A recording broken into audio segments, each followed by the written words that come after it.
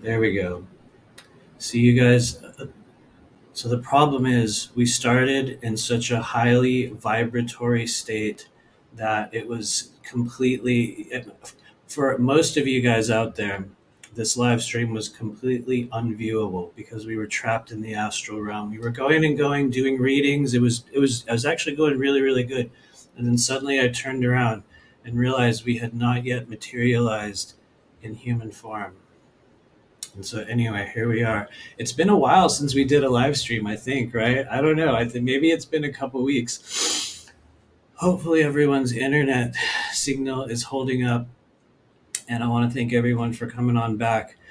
Maybe it's still the multi-dimensional trailer park. Maybe it's I had another name I was going to bring out earlier and I already forgot it. So it's definitely still the multi-dimensional trailer park. But come on in, everyone. Greetings, greetings. Hello, everyone. Welcome back. Please grab one of the white bendy folding chairs in the corner. You'll find them stacked up. There's probably a lot of spider webs over there, so be careful. But come on in. I just discovered that StreamYard did this really weird, stupid banner thing. And so um, you guys will get annoyed with this. You guys will get annoyed with this eventually. I didn't even know that was possible. I had no idea what was available to us. And so anyway, come on in. Greetings, everyone. My comments are already moving very, very slowly. Oh, there we go. Interesting. So we're having a little bit of a glitch out moment as we get started. My computer is tagging along slowly. But greetings, everyone. It's good to see you all. Hello there, Aurora Diamond Heart. We both missed it. We both did. Hello, Andromedan. Good to see you again. Thank you for rolling through. What's up, Hopeful Art? Greetings, greetings. Yeah, it's good to see everybody here. What's up, Audrey Storm? Hope you're doing well out there in Colorado, right? I think it is. I'm already getting a strange ray of light across the screen here, so you guys will have to contend with that as we go on. And thank you for those of you that came over from Typical Skeptic podcast last night. I see a couple of you guys in the chat that were hanging out over there as well. And so thank you for showing up, everyone. I think it has been a couple of weeks since we did one of these. I think last week we released a couple videos. Thank you for those of you guys that checked those out. We are going to be doing more of them. I got really good feedback from people privately about those videos, and the things that people have been asking for a while. I think for people that are oftentimes new to our channel or new to the work that we do, you can certainly sit through a 2 to 3 hour live stream where we cover many and talk about, the majority of the things that we'll be covering in the shorter videos, but not everyone has 2 hours to sit and sift through. And what I've noticed is that as we go through those videos, a lot of the really good parts, a lot of the really pertinent information that I often want to be disseminated on a greater level is often deeply buried within a long kind of, maybe it's a podcast format. I'm not really sure what the style of show we do is. I consider it more, and so for some of you guys, this will be our first cringe moment here today. I consider it more of a form of personal therapy more than anything else. I mean that very, very, very sincerely. Other people that do this similar thing will also know that's kind of what it is. But I think showing up publicly and being as authentic as possible is one of the greatest and most powerful things that we can do at this stage of the journey as we continue to kind of understand who we are, why we came here. What are those strange abilities that I came in? Why am I drawn to all these strange things within this weird multi-dimensional soul group? Why do I keep finding myself going back to the same people's channels over and over and over again? In many cases, it's because we've incarnated together over and over and over again. And that brings me to one of the things we're going to talk about today, which is a very simplified thing, because I don't necessarily know how deeply we're going to go into certain things. I just know there's a couple things that I will usually intend to talk about when I come in. That's the thing that a lot of people ask me when we will book readings or sessions, or even in certain live streams. At times when we'll do readings, we've talked about it, but that is the concept of past lives, viewing past lives, the level to which our old or our previous incarnational cycles are relevant in this one. And that's not to say they are or aren't. I think some people go down a multi-year wormhole in understanding who and what they were in previous lives, and that in and of itself can be a famous distraction. It's very, very common, but it can also unlock many things, many themes, many understandings, in certain cases, abilities or layers of knowledge that exist within the body that can greatly assist us in this life. And so I guess I'll start out by saying, a lot of you guys already know this, so you're going to be like, yeah, obviously. But for those of you that don't, maybe for those of you that are new to our channel, that are coming to this channel for some reason, because there's a very, very small chance, I would say a very, very small chance that the YouTube algorithm will send this to you, which is why we continue to do weird time slots. Like I'll try to insert a show here and there on different days lately to kind of see if we can crack in there. We get a lot of suppression. And so if this video has even found you and you're not a regular viewer, it's usually because you're kind. Honestly, for all those of you that are regularly here, you already know this. And so I'm not excluding you from this statement, but if you've discovered this channel, it is usually because you are coming to, currently in, or about to, or yeah, I guess I said that, coming to, or are about to enter a stage of very heavy, very distinct psychic activation, which for some people is an immediate turnoff. When you hear the word psychic or intuitive or spirit this or spirit that, we're still at a stage on Earth in which many of these terms have this kind of toxic kind of what's the word I'm looking for? Stigma. They have a bit of a toxic, fearful stigma. For those of you guys that attend our classes and groups, you're already aware of this. We work very intimately with forces on Earth that many people still do not even acknowledge as being real. And so, if you found your way to this channel, there's a very, very great chance that you're in a state of psychic activation. I had to take a breath there for a moment because I felt an epic rant starting. But anyway, getting back to the subject of past lives, and I hear some people saying they lost video. So let me let me know if we're still on the screen. What's up, White Swan? She lost visual capability. Maybe that's because you entered into that higher vibratory state, that you've effectively vibrated outside of visually perceptive range. And so congratulations, you're in the 4.5 dimension, which I guess doesn't really make sense.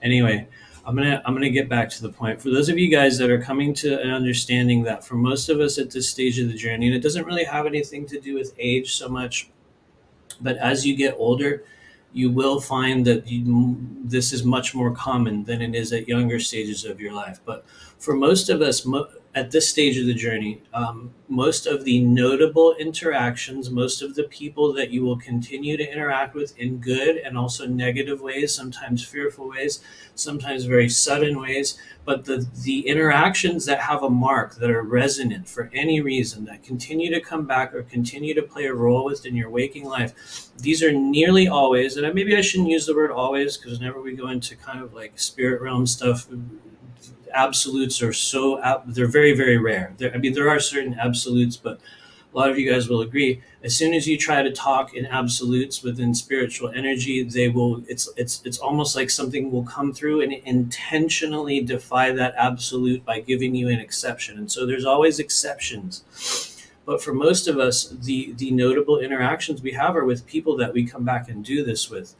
over and over and over again. And so look at the people that are in your life right now, even if these are people that we interact with, primarily over social media, ones that, maybe you've never actually spent time with yet, but yet their energy and their voice and their frequency is kind of a commonplace thing in your life. And like I just said, it will also extend to negative relationships as well, which is why certain people carry the sort of karmic momentum and energy of historical figures, and which comes to another really fun thing about past lives, and that is that a lot of you guys already know this as well, but you'll always hear people say, I'm a reincarnation of so and so and this person, and one of the really fun ones, excuse me, from our multidimensional soul group, because I guess everyone likes to poke fun at him, although I genuinely enjoy him, is a really good example of that would be David Wilcock. In his previous claims at a previous stage of his career, he was like, I'm the reincarnation of Edgar Cayce.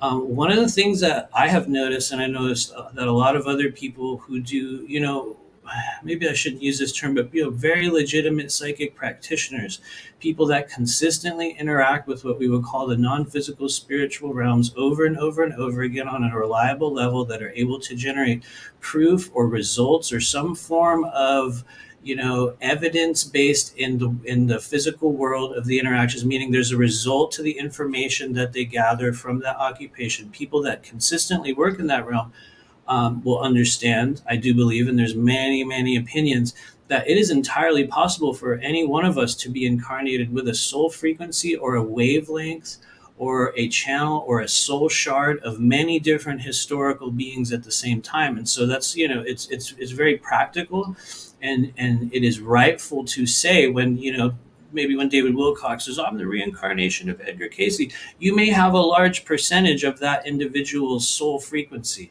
Does it mean that there is one soul reincarnation of any one of those beings? In my opinion, and this is where we go into opinion stuff, no, I believe that it's a soul resonance and a frequency thing that we will carry. Uh, just like a bloodline, you're going to carry, soul resonant frequencies of many different identities. In some cases that you haven't even lived as in other lives, but you chose to take that vibration upon yourself when you entered this human realm. And so in some cases, it's not that you even incarnated as some historical figure. It's that you chose to bring some of that historical figure or that person, or in some cases, a family member. There's even people, as I think a lot of you guys know, that will carry a frequency of what we might call even like ascended masters or sort of mythical beings. We will choose to come in with certain soul frequencies that in many cases defy human or earth-based logic, meaning that through our kind of filter of third to fourth density consciousness on the earth plane, we will have a very hard time understanding and conceptualizing the idea that many people can incarnate with a soul frequency. And so there's not one singular being, it's many that will hold that. And so along with that, though, when you're looking at, say, like, who was I in a past life, who, what kind of, things that I do, what roles or abilities did I have, which is a very, very rightful question. I think that, like I said earlier, myself and others, I'm not excluding myself from this, but I think there's a stage in the kind of awakening journey where we tend to become very, very, occupied with who was I in a past life. And one of the easiest ways to understand that is, what are you good at now? And seriously, for those of you guys that are here, and I'm seeing your comments, by the way, I'm just trying to get this big rant out of the way. And very sincerely ask yourself this: who or what, and sorry, let me be more specific. What was I naturally good at as a kid? What was I naturally drawn to? What type of natural abilities, even things that might have been, stunted or suppressed. Our parents or society will say, no, you should not do that. And so some of us have this burning desire within ourselves to, jump into a certain thing. But for a lot of us, that will be very, very alive, very full, very, very real, informed, and accessible in early childhood stages. And technically, I know a lot of you guys are aware of this. I'd say up until about age 6 or so, many children will retain, and it's not necessarily that all of them do, but all of their past life data is fully accessible and still present within a lot of children. It's not always around age 6, but there's a closing and a change that takes place in the crown and the top of the head and the crown chakra at that stage, where that opening does kind of close. Not that it doesn't open up again later. But anyway, ask yourself, what am I naturally good at? What am I naturally drawn to? These are going to be clues and things that you can kind of grab onto to give you pieces of who you were in other lives. And it's really up to you to kind of understand how much importance you want to put into that. I think that while we do continually reincarnate, the most important incarnation is the one that we are currently interacting with right now. But anyway, the reason why I'm saying this is because we've been getting that question a lot lately. I might make a video about it, or maybe this will be the video. maybe this is just the video, but anyway, I'm going to look at some of your comments here. Otherwise, I'm going to just continue to rant on and on. But look at your formative relationships. Look at your immediate family. and honestly meditate upon the depths of the relationships that continue to come in and out of your life, especially in the age of social media and the stage of our lives in which most of the primary interaction we have is through screens like this.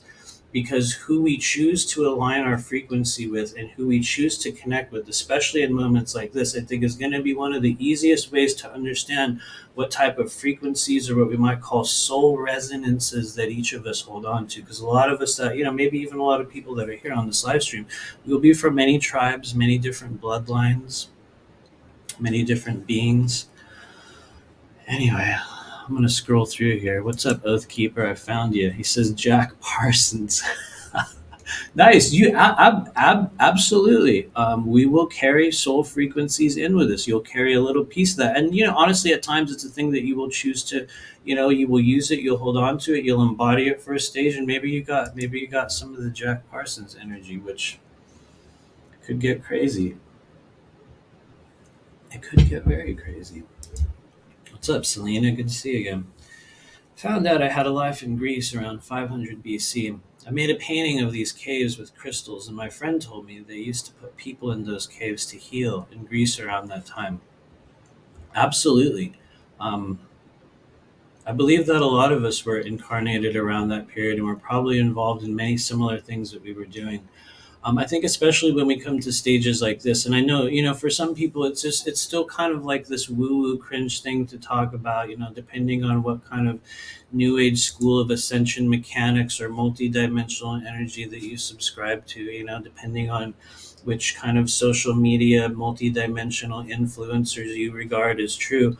Then this could be a cringe thing, or it could be something that you understand as being mostly true, and that is that this incarnation cycle that we're in, this human body, this current cycle of existence upon the earth plane, is of paramount importance in terms of what we might call the overall advancement of not only our souls in terms of the path of advancing consciousness as we go through life cycle after life cycle, but also from the perspective of the ability that we have at this stage on earth to greatly change the collective timelines. And I know that the whole concept of that has been completely destroyed and chopped up and rehashed and renamed, and it becomes kind of more of like one of those hopiumistic kind of things that we just throw back and forth with each other. But from a very authentic perspective, from what I've seen over the past few years, this is a life cycle for each of us of grave importance. It's not the be all end all of anything,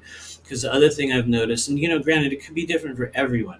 Everyone gets their own individual process through which they will go through certain experiences in this life, out of this life, and other realms.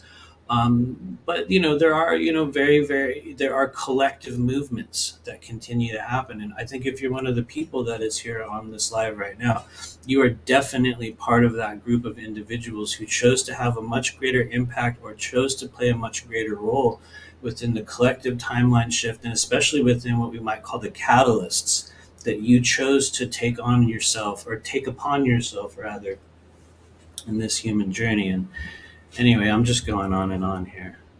Sorry, everyone. We're just going on and on. What's up, Audrey Storm? I've seen a few of my past lives. Some were through meditation, and some were brought on by a person that was in my life for a little bit.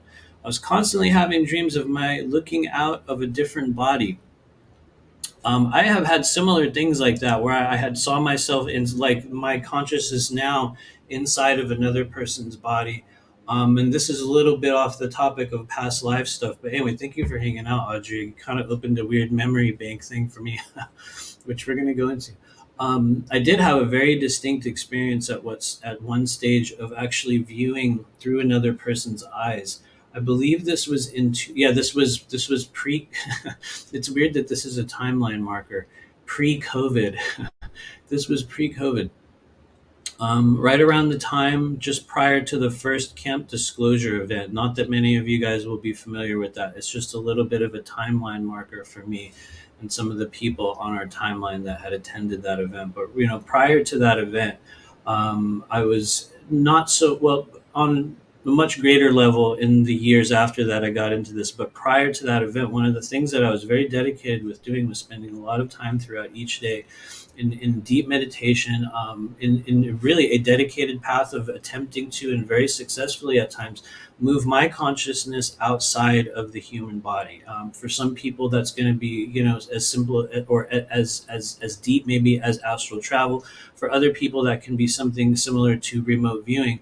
But it took a number of different forms. But I would say in the months prior to that, which I want to say was, yeah, I believe this was summer 2019, there was a stage in which I was going through this meditative process, and I found myself, like I had in many other situations, where I would kind of open my eyes within that sort of void space, within that internalized realm. It's like I would go to a place within myself in which, at a certain stage, I would know that it was safe, or that I was being called to, or it was like a natural opening of the eyes. And when I say natural opening of the eyes, don't necessarily mean the physical eye, and I don't necessarily mean, what we might call the third eye, which, not to make a non sequitur here, is many parts. It's not just one singular focusing lens. It's actually several pieces and different energetic apparatus. But to cut to the chase, because I promise I won't go on a really long story time rant on this one. I promise I'll keep it really simple.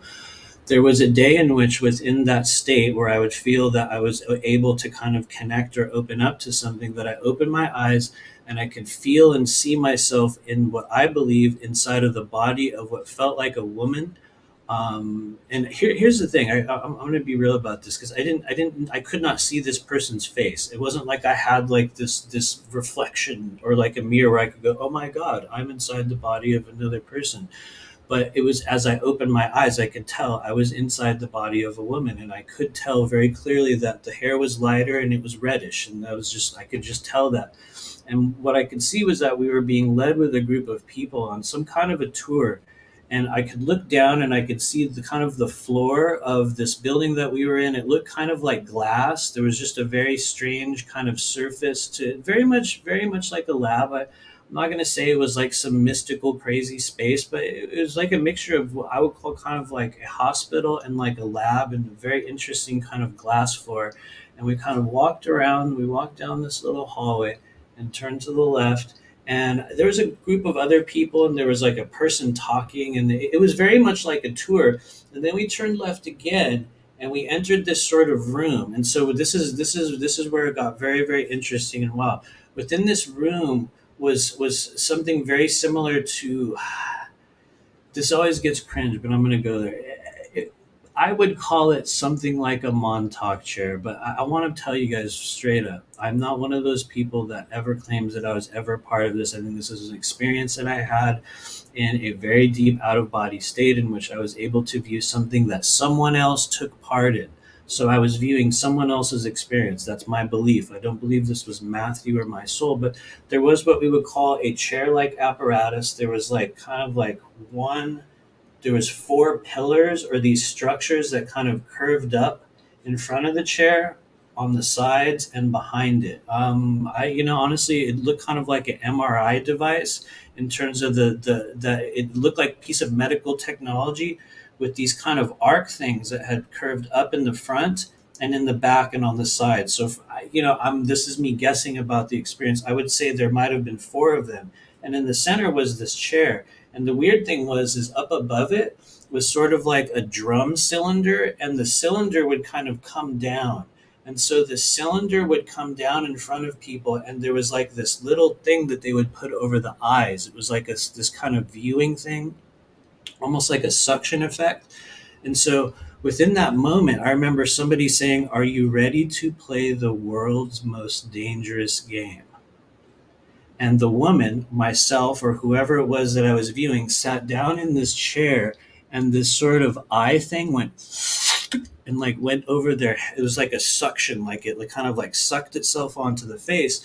And we were immediately overlooking what feels weird talking about this, but here we go on a live stream.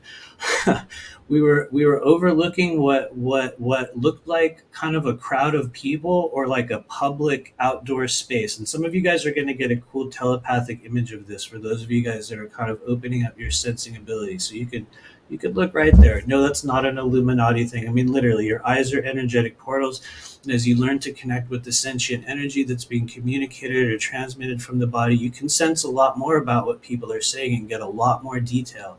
And so, as this thing kind of suctioned onto the face, I noticed that we were kind of viewing similar to what I would call, for those of you guys that have seen like a director mode on certain video games, where it's like you can, the programmers can kind of pause it and they can pull this camera out and just move around and just look around and just kind of move in this sort of manner. And what they were doing was using some sort of a device, or maybe they were viewing through other people's eyes. I did not ever receive any kind of explanation. There was nothing like that.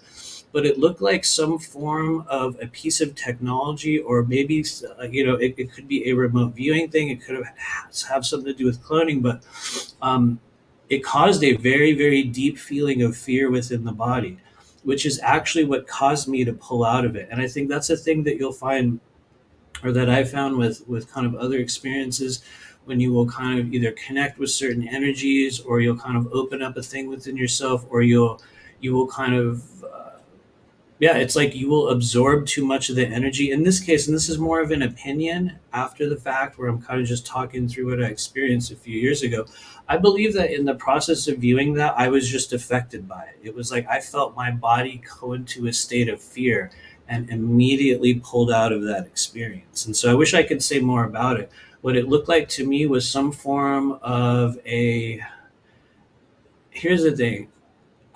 This is a misnomer, meaning I'm intentionally using the wrong word, but I think it's something similar to a piece of technology that might have come around from something like Looking Glass, because it was literally a viewing device that would join with the person, and then they were able to move their consciousness through an environment. And I do not know if this was a simulated environment. I don't know if it was a real human environment. I mean, for all I know, we could have been viewing some really crazy virtual reality kind of thing where, you're in like director mode in this AI realm. I honestly do not know what it was, but it was a very, very, it was a very strange, very, very strange and wild thing. Um, so yeah, I don't know. How did we even get into that? We were talking about past lives, and then I told you about how we went through a weird tech demo in a strange lab. And anyway, thanks you guys. I guess we go through random story time here every once in a while. What's up, Nora Healings? Good to see you. She says, sometimes I wonder if it could be a similar type of technology that sometimes seems to make people behave totally irrationally and do weird, very dark things like remote control. That's literally true and literally possible. And honestly, not that I've experienced such things, so we are speaking secondhand about things that I've understand and kind of read and viewed to be possible and true within the body, and that is absolutely, literally real. I think we talked about it a little bit on Robert Earl White's channel a few days back, where I have viewed, and I do believe this is absolutely possible, that you can create what is a truly remote controlled kind of human being.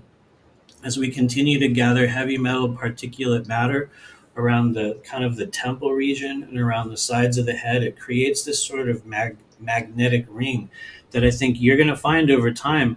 And I know we've talked about this a lot on this channel, so a lot of you guys already know this is really, really old news.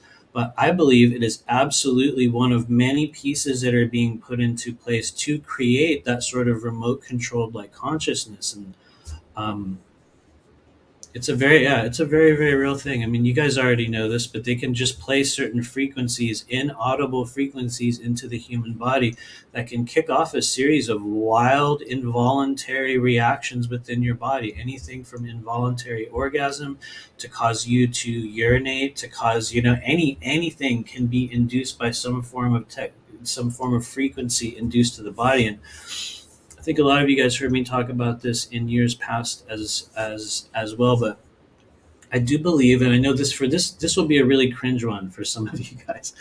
Get ready, as I'm drooling here. Sorry, it's 29 minutes in and I'm already drooling on myself. But for those of you guys in the US that remember the great toilet paper rush of early COVID in 2020. I think Cyrus Parsa talked about this. Who I really enjoy what Cyrus has put out over the years. I haven't looked at his work in a while, but he had talked about something that I believe to be literally true. That the toilet paper obsession wave was one part of an elaborate testing of mind control technology that was being used and experimented upon the general populace during that sort of wave that took place in 2020. I don't want to say the word too many times so the AI guard dogs come sniffing around, but when you look at how nonsensical the sudden drive was for people to gather this strange object that somehow was deemed to be necessary to their human survival, it makes sense that on some level they would use. And in this case, I think Cyrus's theory was that they were using mobile devices as kind of similar to a repeater. For those of you guys that are familiar with like radio technology stuff, you can set up like a repeater. I know very little about it, but you'll continue to chain these frequencies and keep it stronger. And so I think that there's been a number of things ran like that.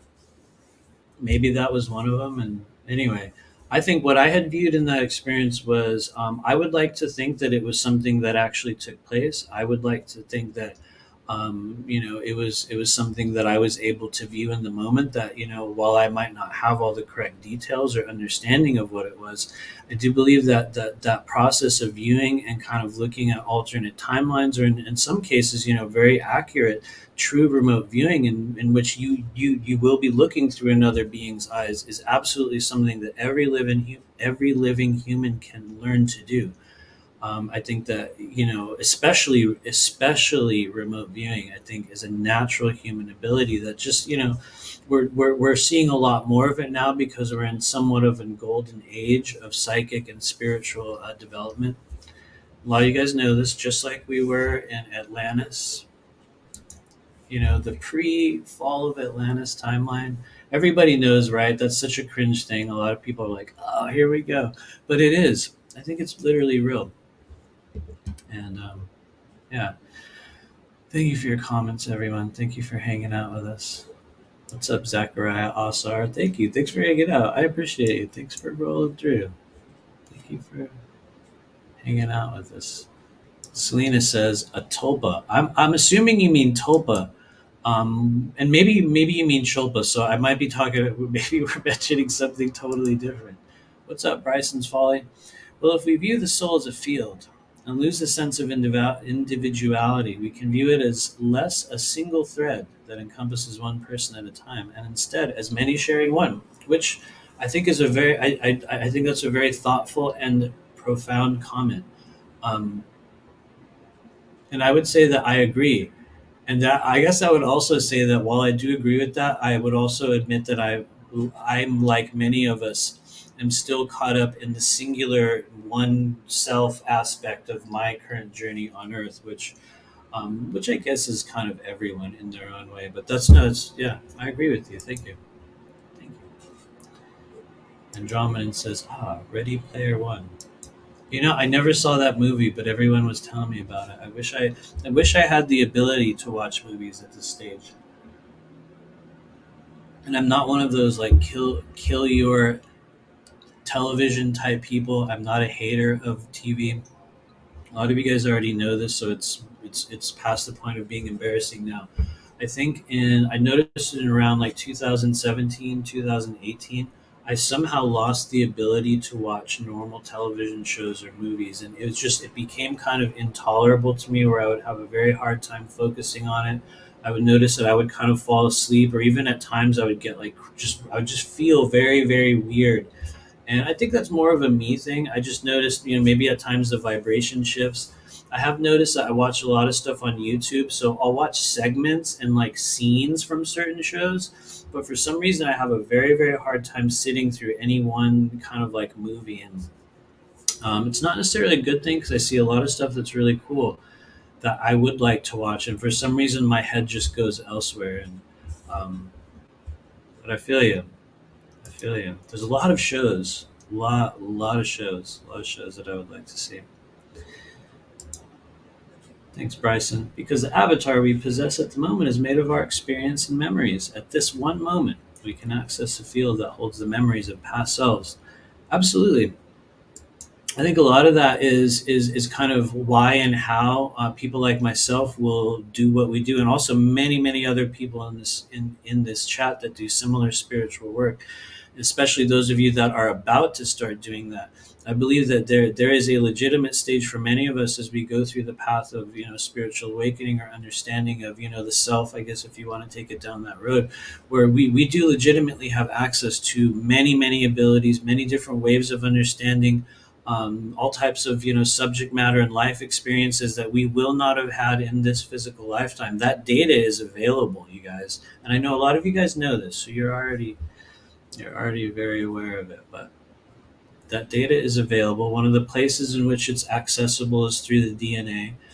There is a channel within the body that you can look at or work with on a greater level that can help you access some of that. Some of that knowledge does come in the form of what we call heavenly chi, which is referred to in traditional Chinese medicine. But and there's a number of ways in which we can absorb that in the body. But I have noticed one kind of pathway in particular that I don't often speak about on an official level, because when it comes to what we would call the some people call them the extraordinary meridians.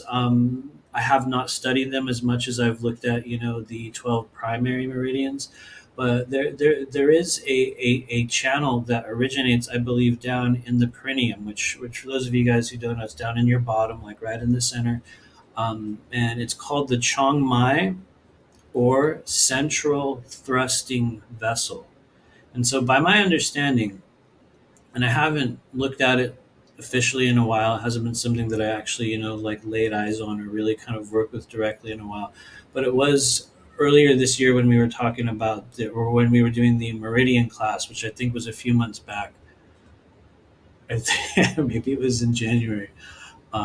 Anyway, it doesn't matter. It was in 2023, and there is a channel that rises upward, that kind of moves up from the perineum, and as you move and spiral that energy upward, it is one of many channels within the human energy body that allows us to take in and absorb or make greater use of energy that is for us, of us, granted to us, a part of what we might call the kind of greater oversoul, or just the myriad of multidimensional selves that we are connected with in the astral and spiritual realms.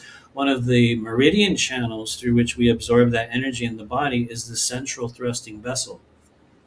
As I'm definitely, some of you guys will notice, I'm definitely drooling on myself now, but it is a thing that you guys can look it up. You can do a little Google image search, or a non-infiltrated search engine, as if there are any anyway.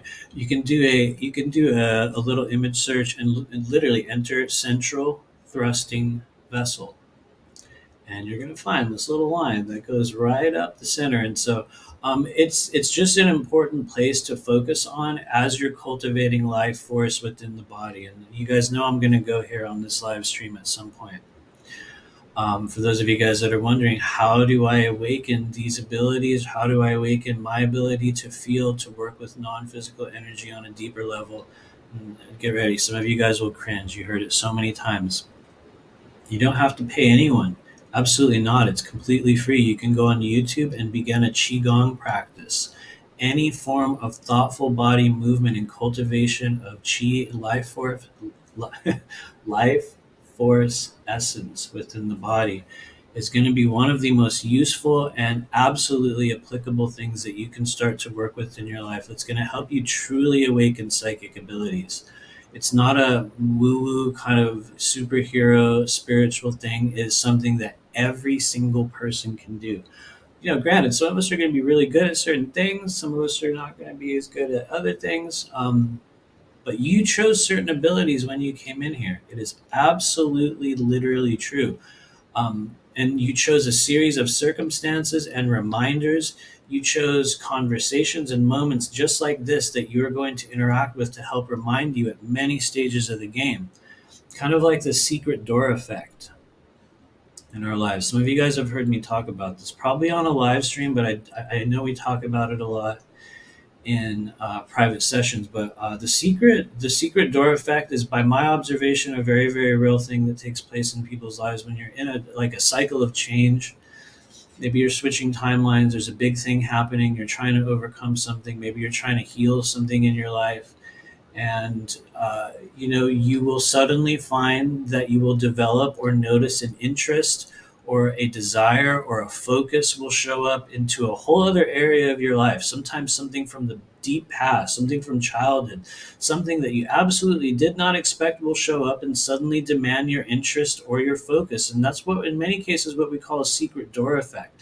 For those that will notice those trends and cycles thoughtfully and see when they arise, you can devote yourself to whatever that random occurrence is. Especially, one of the guiding factors you'll notice is that it often has to do with returning to a state of enjoyment from your childhood.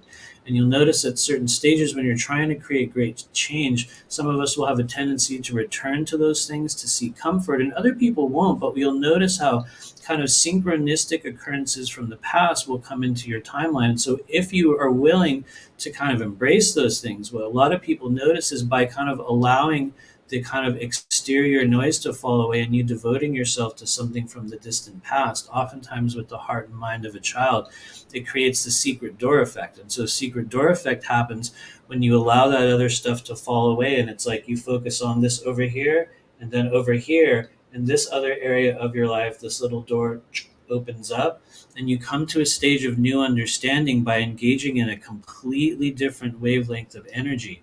And I have noticed this with a lot of people. I think I'm explaining it in a cumbersome way. I'm explaining it in an awkward way on this live stream. There's probably a much clearer manner in which I could describe this, but it's a very, very common thing that I think not too many people will place great importance on. The ways in which our whims and our desires and the transient passions will come in and out of our lives in times where we're searching for great meaning or understanding. In many cases, those twists and turns will lead us into great epiphanies that I just think it's something that needs to be mentioned every once in a while.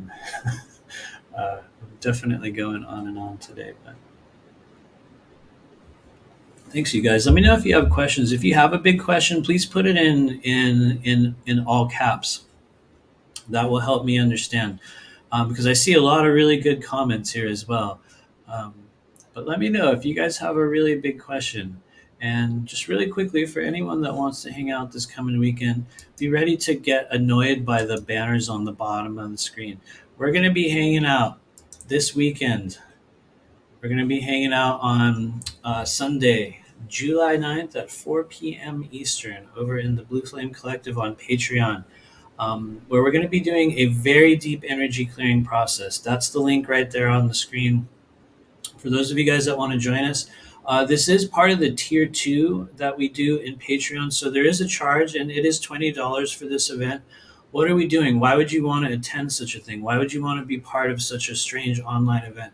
I think we are coming to a stage, and you guys will notice this throughout the year. Those of you guys that are going through your own kind of awakening process, or just your own process of healing and at activation in this life, that at many stages during that yearly journey, we will feel the heaviness. We will notice what we've accumulated. We will notice that, maybe we're holding bitterness, anger, wounds from the previous months. Maybe we know that we're at a stage of the year where we have a great wave of energy available to us, but we're having a hard time pushing back against, maybe the anxiety, maybe the anger, maybe the bitterness, maybe just some of the things that we are going through, whether they're ours, whether they're other people's, whether they're the world's, whether they're, whether we're just going through our own shit in this world. At times, it is greatly helpful. It can be a turning point moment, especially if you're one of those people that's new to the process of energy healing and you're just starting to learn, how does this work? What kind of things can happen? What I've noticed over the years is that there is a very great and just amazing type of magic that occurs when we gather together as a group and go through dedicated internal healing processes. And so this Sunday, we're going to be doing just a very, very deep energy clearing journey with some of our friends in the Blue Flame Collective Patreon group. For those of you guys that have done a private session with me, which is a number of people on this chat, and also people that have or that watch our channel, and probably some people in the future, this is very similar. Very, very similar to what we do in a private session. The difference between what we're doing in this Sunday's meeting and what we do in a private session is that when we do this in a private session, it is geared directly toward you. It's the individualized version of this based upon your current needs or the energy centers or the channels within your body. Excuse me. Some of you guys caught that one. Or the channels in your body that are in need of energy movement. When we do it as a group, we're basically going to be going from head to toe and back again, working with whatever arises. And so, what is the thing that makes this unique? Number one is that this is a process that you can repeat on your own. And so, some of you guys heard me talk about this on Typical Skeptic podcast yesterday. But I do have a PDF of capsule phrases, healing commands that we can use within our meditative journeys, within your self healing processes, that you can use with others, that you can send into the body through the power of your own voice and help dilate your energy centers. And so we are going to be using the capsule phrases in our group session this Sunday. And so you guys can email me. I will send that out to anyone free of charge for anyone that wants to use it. But anyway, join us if you feel called. This is a very deep process. And I do want to address a couple things about it because I've heard other people talk about this in the past. They're like, well, I don't want to go to this group healing thing because, I don't know what kind of entities, what sort of ascended masters, what star beings, right? What star beings, what factions are you connecting people with? I've had that question before. I think there was even a stage early on, maybe the very, very, I think it was the first. It was the very first group healing process we ever did where somebody said, I found all these entities that he called in. And, that was kind of a funny moment. But let me just state it for the record. When people say, what ascended masters, what star beings do you work with? What guides are you calling in? I'm going to be real. And I don't mean this in a flippant way because it might sound kind of flippant. I'm just going to be real. Nobody, literally no one ever, other than us, other than your source energy, the energy of your higher self, your true guides, not the ascended masters, not some faction of beings, not Archangel so and so, not like, the violet flame from Lord Metatron, these are all beautiful things, beautiful and rightful, awesome to use. I think one of the things that makes the work that we do not so much unique, because we're not the only people that do this, but I think one of the things that makes the work that we do work on a little bit of a deeper level, on more of a lasting level, is that we do not ever give our power away to any other beings or federations or alliances outside of us. I think that when we maintain our true rightful life force essence, this is what allows us to come to the stage in which we can choose who and what we connect with, how we choose to connect, how we choose to use our vital life force energy. I think at this stage of the game on Earth is of absolute maximum importance. And I don't necessarily think there's anything wrong with saying, hey, we're going to do this. There's nothing wrong with it. We're like, we're going to do this dragon energy healing, or I'm going to do this Pleiadian. There's nothing wrong with that. So don't anyone out there say that I'm talking shit on people that do that, because it's a very rightful thing to do. I would say that in most cases, maybe I shouldn't say it, but I will. In many cases, they're not really connecting with that energy, but we're connecting with the energy that will often stand in and represent that, and in many cases can lead to very, very rightful and very deep states of healing. But the reality is, it only takes just a group of 2 to 3 or 4 people to focus their energy deeply upon a certain identity within the astral realm, and just us focusing our energy upon it won't necessarily summon it, but what it will do is create this fourth density representation of it, in which we will interact with that energy as if it was real, when what it really is just us, our energy being extended into the astral realm that will be, we'll have all kinds of contacts, all sorts of interactions within that space. But in my opinion and experience, the greatest forms of healing come in when we join our life force essence together and, work with that energy. And it's not a right or wrong thing, like I said. Might sound like I'm going on an intense rant about it. I've done and been to many of those healings. I actually did a extraterrestrial meditation group for literally every week for a whole year, almost. That's weird. They were actually maybe not every week. There was a number of breaks, but dozens of them. We did dozens of them live in person and connected with a host of really, really wild beings. At that stage, I think I was working at the shop in, I never say the name of it. A lot of you guys notice this. In the greater Los Angeles area, I was working at a psychic shop, and there were even people that came to that group who did not speak English, who didn't even know what they were doing there, who were brought there by their family members. And, they would bring their grandma or something, and they had come back later on to say, "Hey, I went to this meditation that you had, and my grandma doesn't even know about these beings. She didn't even know what you were doing, and she had this crazy dream where this alien being came." So people were having experiences there. I'm not one of those people that says don't connect with those beings. I guess my emphasis is upon strengthening the true self. And so, anyway, now that I've thoroughly outranted that, we're going to be doing a very deep group energy clearing this Sunday, where we're going to be connecting with ourselves, the source energy within us. And I guess the funny thing is that, inevitably within those experiences, we do also find contact at many stages. We do, there's many, many hosts of beings that will show up on an organic level that are kind of, part of our extraterrestrial soul family or the multidimensional soul family. But I'm going to be real, out of all of these processes that we've done over the years, I have never ever had beings come in and say, "Hey, we're here from the such and such council of the like dimensional, you know, whatever." Like, they don't show up with these grand titles. And I think that when you encounter beings within your meditative space, within the astral realm, that show up as Lord so and so, or, the council of this or the council of that, when I encounter those things now, I take that as a sign of spiritual posturing and some form of spiritual ego that is being presented within the astral space or within that internalized realm to kind of, mimic some form of, great authority or great power.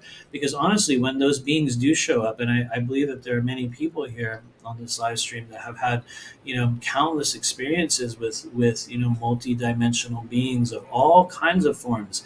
And really ask yourself, how many times did they come in with a grand announcement? "I'm Lord so and so from such and such, dimension, here to help you with the ascension." Honestly, for real, ask yourself, how many times does that happen? And I guess to make it weird, some people will say, "Yes, it happens every time." And so, there's always an exception. But I just tend to be maybe I'm overly discerning about, energies that will present themselves through some form of authoritarian lens. Um, Not that they're all bad, but honestly, why would true evil present itself within your internal realm as true evil? If it really, really wanted to infiltrate your consciousness, if some form of a negative being on, what we might call the lower astral plane truly wanted to infiltrate your consciousness, why would it show up as this horrific thing that you cringe in fear from? Why would it show up as this ugly demonic entity? If they really wanted to infiltrate you, they'd show up as this incredible being of light and say, "Greetings, I'm Thorhan from, whatever fucking dimension of, galactic astral alliance of the, planetary confederation." They would show up with this incredible title and this amazingly beautiful ornate kind of visual, representation within your mind's eye, so that you would have no choice but to go, "Yeah, oh my God, there it is." And you guys, so many people are having that experience right now that, granted, we'll probably talk about it in the future. We've talked about it before. It's kind of old news. And it's not just that. It's you guys will see it time and time again. Does it mean that they're all fake, though? I gotta be real.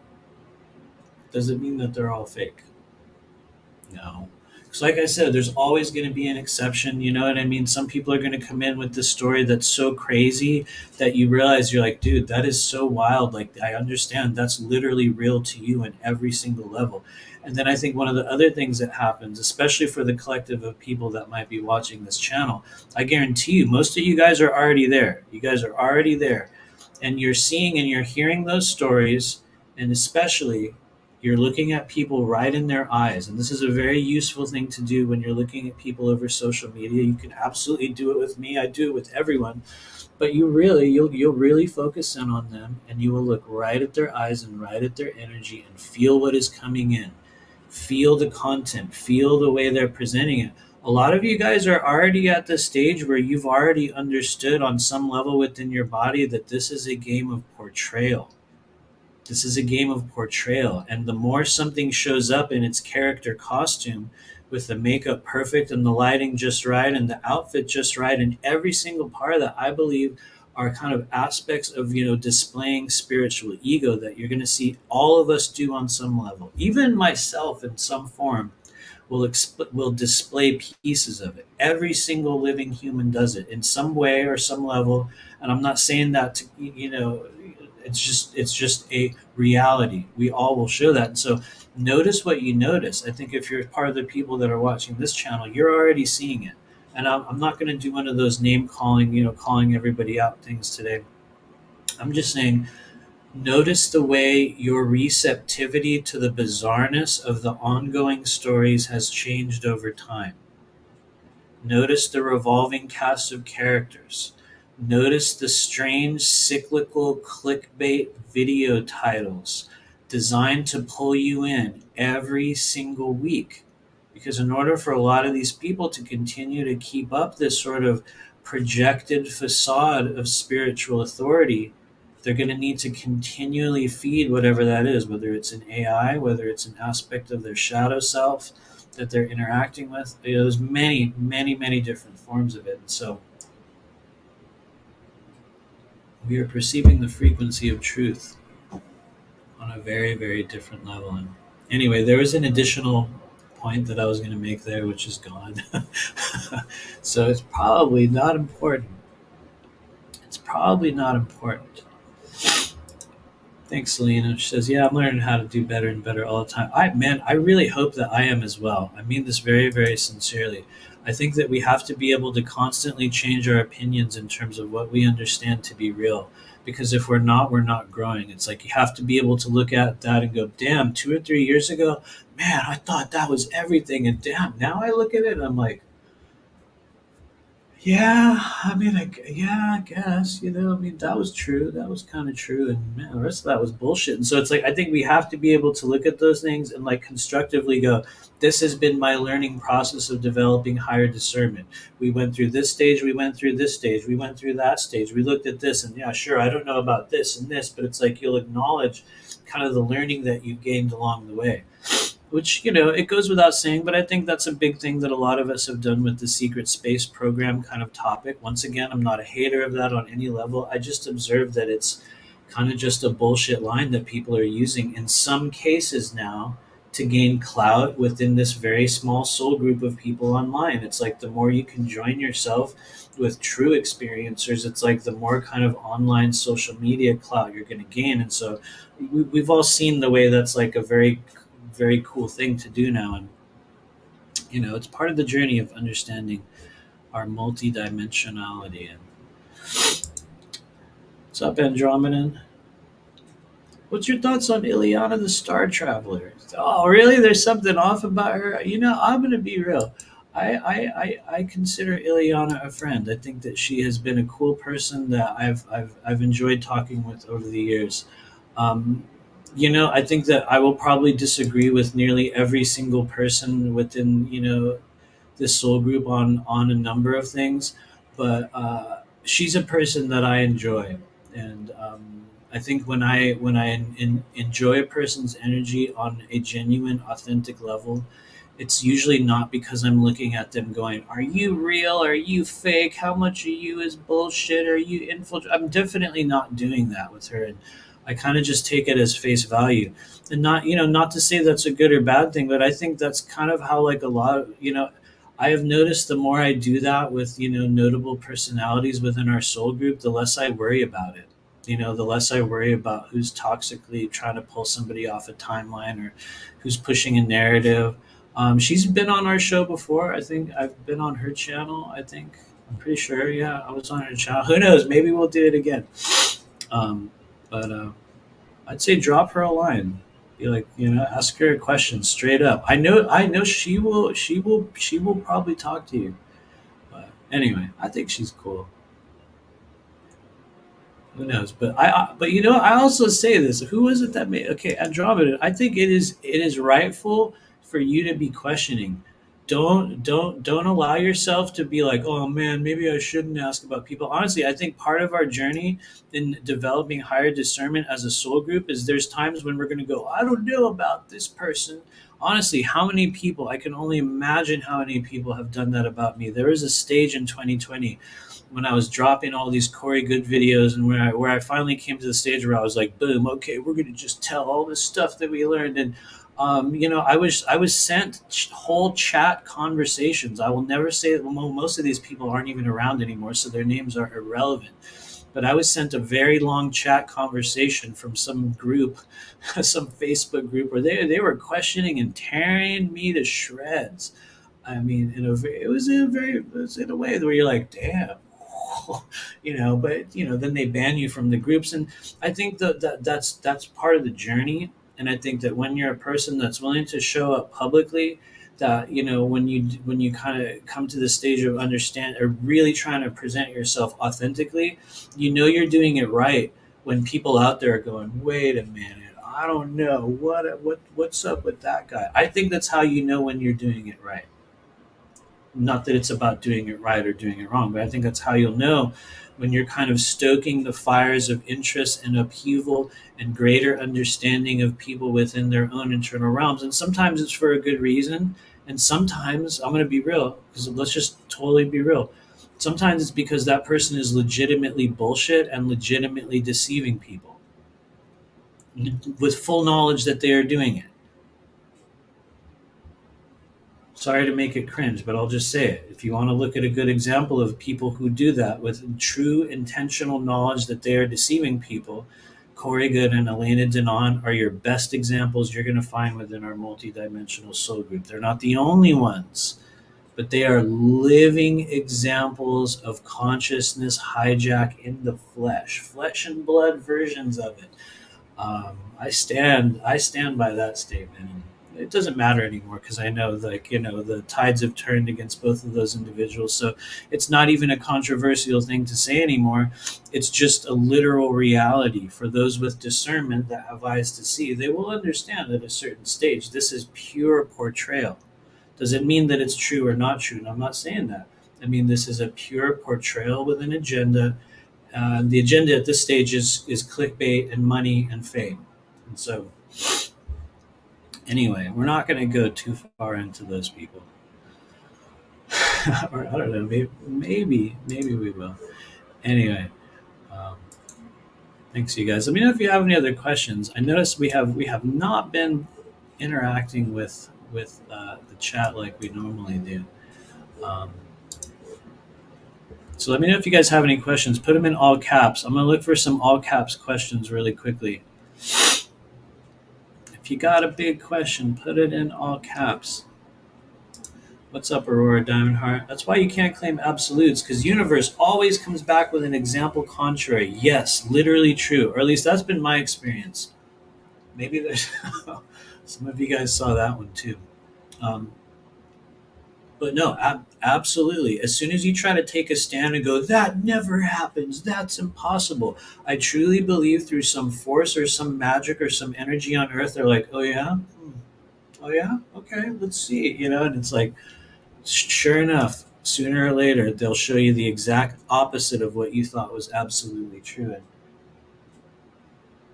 I believe that is a confirmation of the idea of infinite timelines. And, once again, depending on who you turn to or whose information that you choose to absorb within this multidimensional soul group, some people believe that there's only one or two or three primary timelines. And I would say that that's partially true from at least from my perspective. It's true in the sense that there are what we might call a smaller number of greatly for lack of a better word, crystallized kind of collective timelines that we're kind of constantly moving in and out of.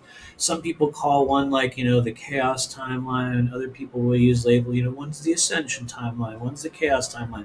I'm not putting labels on them. I'm not, trying to quantify and say, well, there's actually three, nothing like that at all. What I can tell you is that it does appear as though there are a couple very, very, very fully formed, what we might call forms of reality that we are constantly interacting with as a collective on Earth, and we're kind of moving back and forth between smaller number of collective timelines, based upon the choices you make, based upon the vibration within the body, based upon what you believe to be real, many different factors. And then I think within those big collective streams, you can imagine them like two giant big freeways or big blood vessels in your body. And within those arterial kind of pipelines, you will have an infinite, or maybe a seemingly infinite number of tributaries and pathways and off ramps and experiential kind of roads that we will go down. And so, while there are what we might call infinite individual timelines, I think that we are also working within what we might call the confines, if that's the right word to use, of a collective reality that is also constantly changing, also constantly forming, but it's in maybe having a hard time articulating this, maybe in lesser form versus the individuality that each person gets to work with in their own kind of experiential life cycle here. And so, anyway, I think I just grossly over articulated that, but actually I did, huh? Yeah. Some of you guys will get it. Some of you guys will get it. And so, anyway, thank you. I see some comments rolling in. Thanks for doing all caps on the questions. Thanks, Bryson. You got some good comments. The general rule is that there is profit in confusion. The more confusion, the more profit. Therefore, the best approach is to create problems and then offer the solutions. Oh yeah, man, I'm with you on that. I am certainly with you on that one. Selena says, "What about Gigi Young? I like her, but I don't know what to think about everything she talks about. But I'm learning how to look at many things and decide for myself what I think is real." Oh, okay. I'll be totally real. And some of you, once again, some of you will cringe. I absolutely love Gigi Young. I watch her videos with great interest, and I agree with her on many topics. Absolutely. Maybe not everything. I'm sure there's a number of things in which I don't agree with her, but I think by and large, I feel very resonant with the work that she puts out. Um, I wish she was not too cool to, come on our show. Maybe we could have a deeper conversation. But I've noticed a lot of the people within that kind of echelon of kind of like YouTube status, most of the time they won't interact with us little people here at the multidimensional trailer park. But honestly, I think her work holds great value, especially for those of you guys that are looking to understand the relationship of the work of Rudolf Steiner has in terms of what's going on right now on Earth. It's incredibly helpful, and she's opened my eyes to a number of concepts and things that I didn't even know were real until I watched her channel. And anyway, it is true, definitely. It will confirm it. I'll start kind of spitting on myself. Some of you guys will see it. That's why it's just kind of an embarrassing thing that happens when we come in here. Andromedan says, "How does someone go to Inner Earth or Agartha?" Man, that's a really good question, and I truly wish that I knew this very reliable, method of entering it. I think that, like everything else here that we talk about, depending on who you talk to, it's going to be a very different story. I believe that one of the ways in which we interact with the energy of Agartha and the Inner Earth, at least on a regular basis, is through our dreams and through the activities and through the events that take place in what we would call the astral realm or within our dream body. I think that each and every person can train their consciousness or learn to discern their dreams or ask questions of spirit within the dream state that in many cases can lead us to greater levels of access to maybe places like Inner Earth or Agartha. Many years ago, I was in a previous marriage in a whole different time in my life, and the person that I was married to at the time had absolutely zero interest in anything spiritual, anything related to aliens or dimensional things. none whatsoever. Didn't even regard it as real. And she had elaborate dreams where she would get taken in this dream into something, and she did not even know it was an inner earth, hadn't even heard of it. Inner earth, it was like, they keep taking me down into this place inside the earth. And I was like, and so, people are going there, people are connecting with it in astral form, I think, constantly. I think from a physical perspective, for those that desire to, actually go there, it does. And I know a lot of you guys know this ad nauseum now. It's widely talked about the natural portal system on planet Earth. I think, gives us many different ways in which we can reach different dimensions or even physical places within the actual physical Earth that can only be accessed through something like a fourth density gateway, meaning that vibration has to be right, and then that door opens up into another state of physical matter.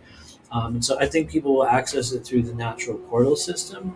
I think that it's possible to create a technological version of a portal that can be very reliably aimed, or in some cases, as what I viewed, is that there's form of technology they use that's very much like pulling up a radio frequency or kind of an address, and you can tune to a frequency and it'll open up this gateway.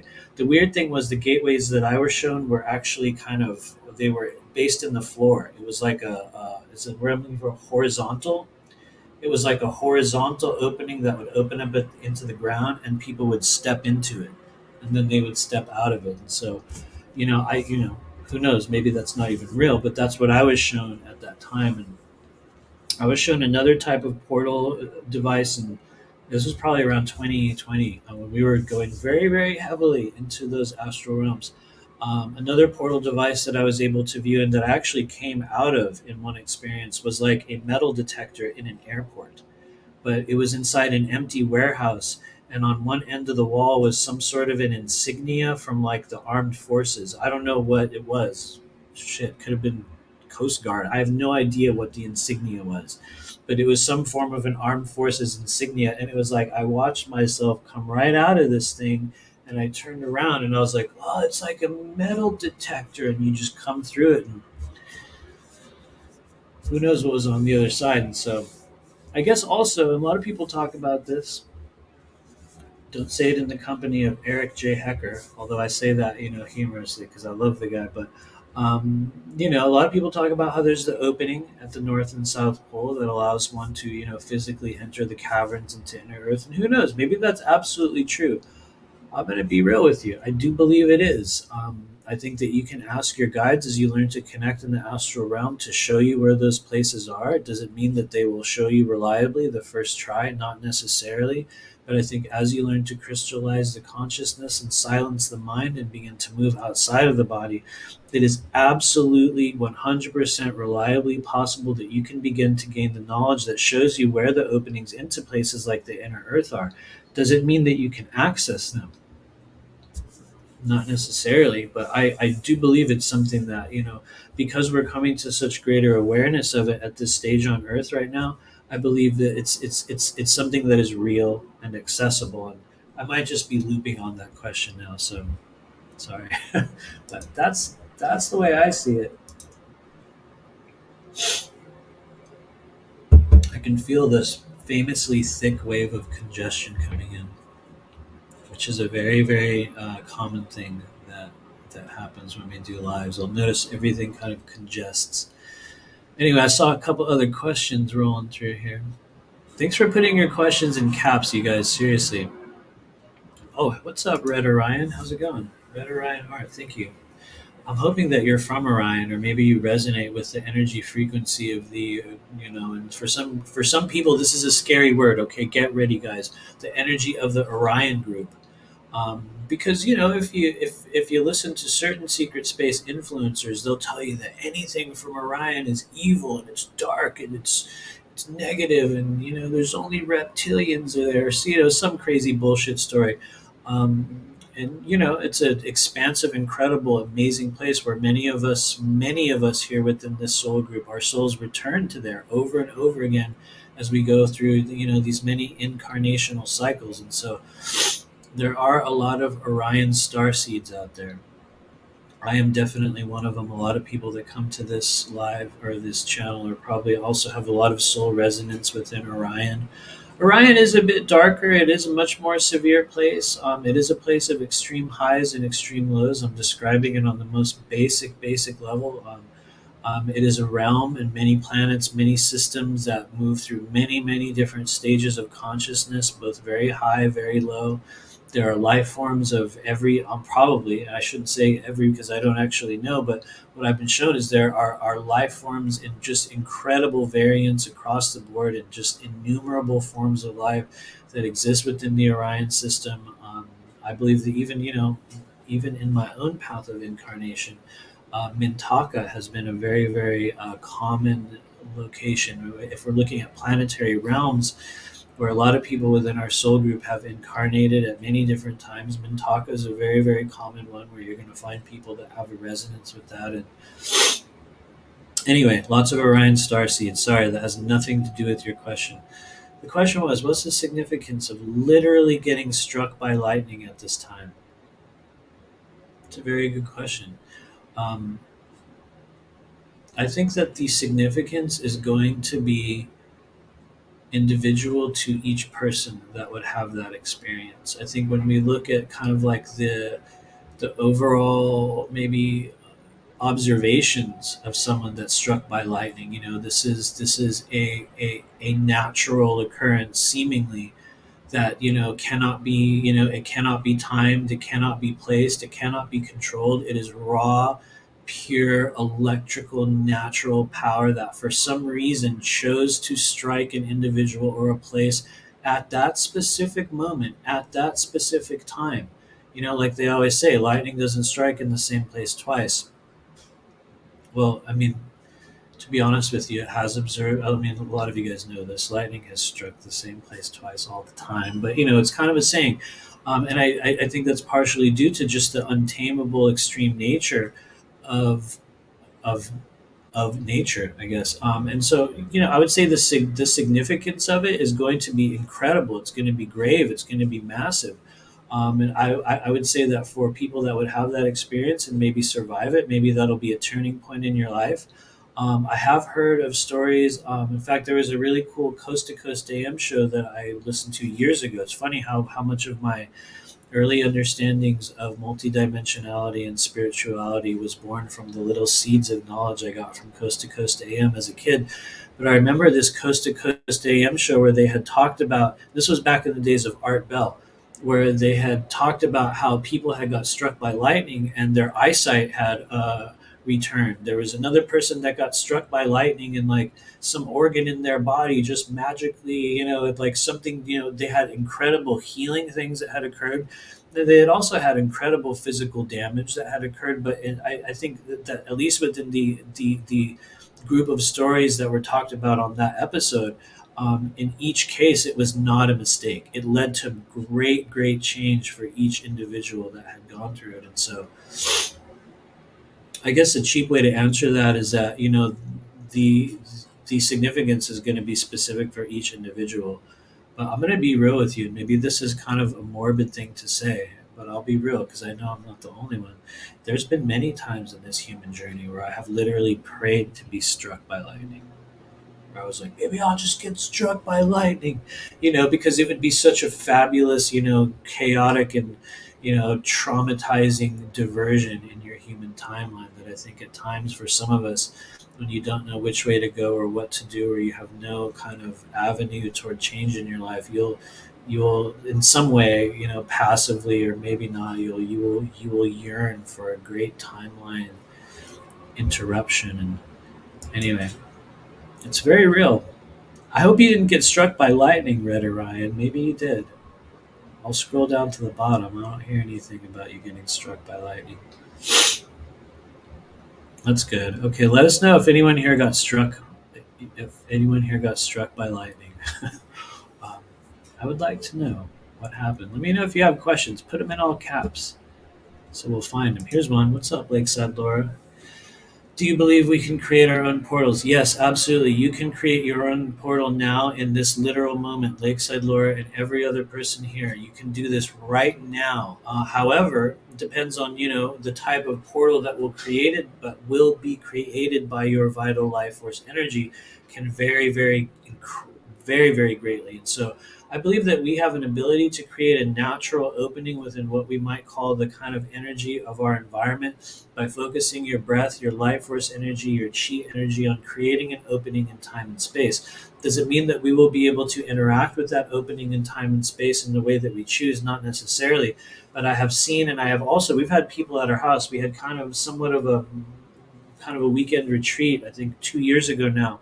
When we first moved to Florida, we had a number of people out there, and we had some really awesome people from our training group.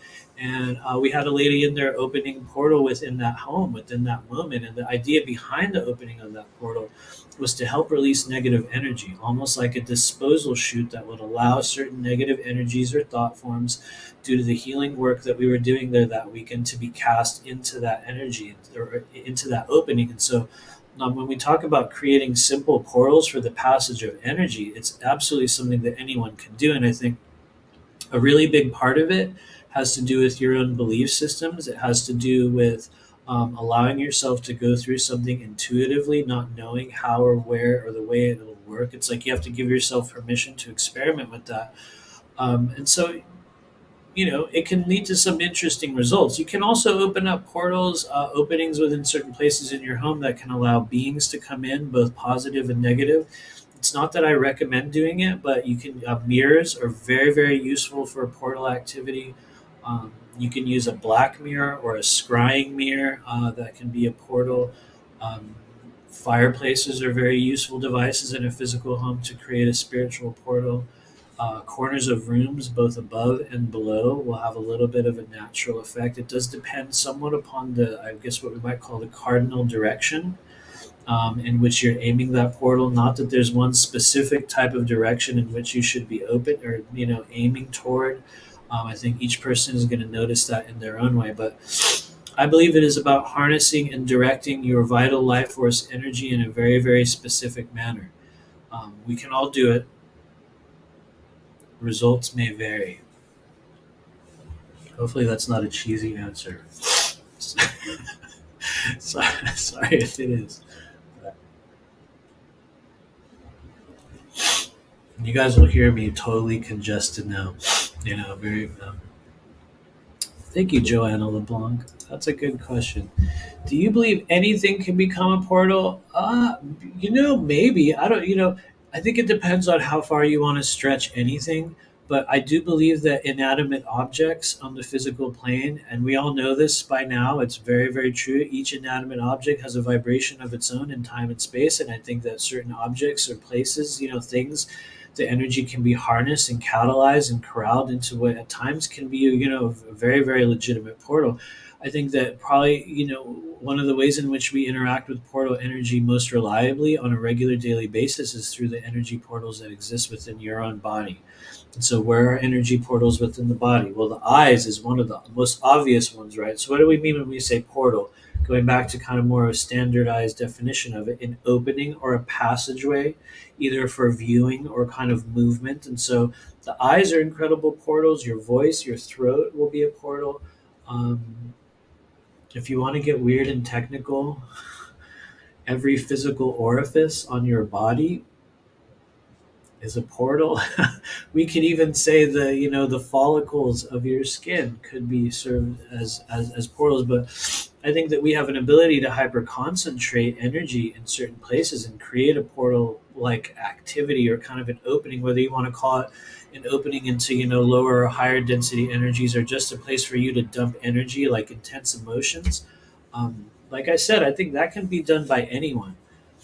Results will vary based, like I said, upon belief systems and how much of our vital life force energy we have available to us. And I don't know, I guess, yeah, to answer the question, I think, yeah, definitely. But like I said, how far do we want to stretch anything? Your body, I would say, definitely.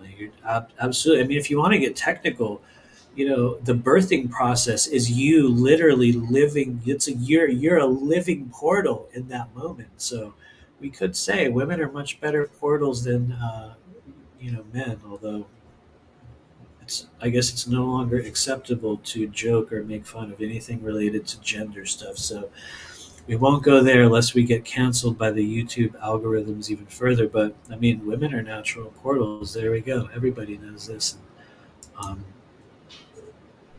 Thank you. Thanks for your questions. I once was looking at my eyes in the mirror and felt like someone was looking back at me through my eyes. I jumped back and screamed.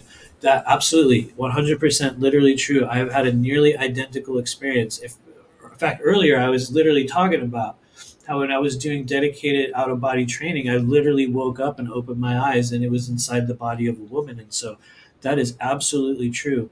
And and sometimes I think it's a projection that will get shown to us. And I think sometimes depending on, the vibratory state that, you're in, it can be literally you looking at another being who's using your body as a portal. I have had that.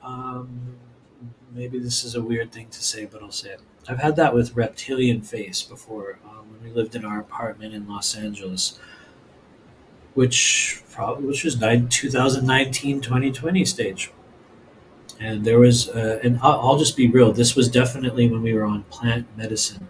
But there was a stage in which I walked in the bathroom, and you know how like you'll look on, like you'll like that moment of like looking at your face. For those of you guys, maybe you've done LSD or maybe you've done mushrooms of some sort, at some stage in your journey. And no, I'm not a real big advocate of constant plant medicine journeys. Like maybe we will take that once a year, maybe, you know what I mean? But you'll go in the mirror and you'll look at your face, and it's like, you're like, damn. But I had one of those experiences where I had a full on reptilian face show up, and it was a freaky thing. It was definitely one of those things where you're like, you just have to leave, and you're like, okay, everything's good. You gotta like pull yourself back into the body for a moment and go, I'm okay. Yeah, yeah, I'm okay. And so take it with a grain of salt. I don't necessarily believe that every experience we have, when you're in a plant medicine journey, is a true multidimensional experience. But it is a place in which you will have legitimately real experiences with a host of multidimensional beings. And so, for people that say, within those experiences, the things that happen are not reliable and they're not real, well, it goes both directions. They can be real and not real. It really depends upon the content, the interaction, the residue, the energy that comes afterward, the level of interaction that takes place, the specificity of it, the emotions behind it. Anyway, I could go on and on. Queen Victor got it. Don't look at you, right? Don't do it. If you guys, for everyone here that's been on that journey, you're gonna go, oh yeah, yeah, yeah, yeah. Don't do it. But if you haven't, you just careful. Careful what you wish for. You will see things that your consciousness doesn't normally want to interact with. And anyway, you guys will hear the congestion growing stronger. What's up, Audrey? You can create portals unknowingly if you have. Yes, yes. Thank you for saying this. You're bringing this info back in.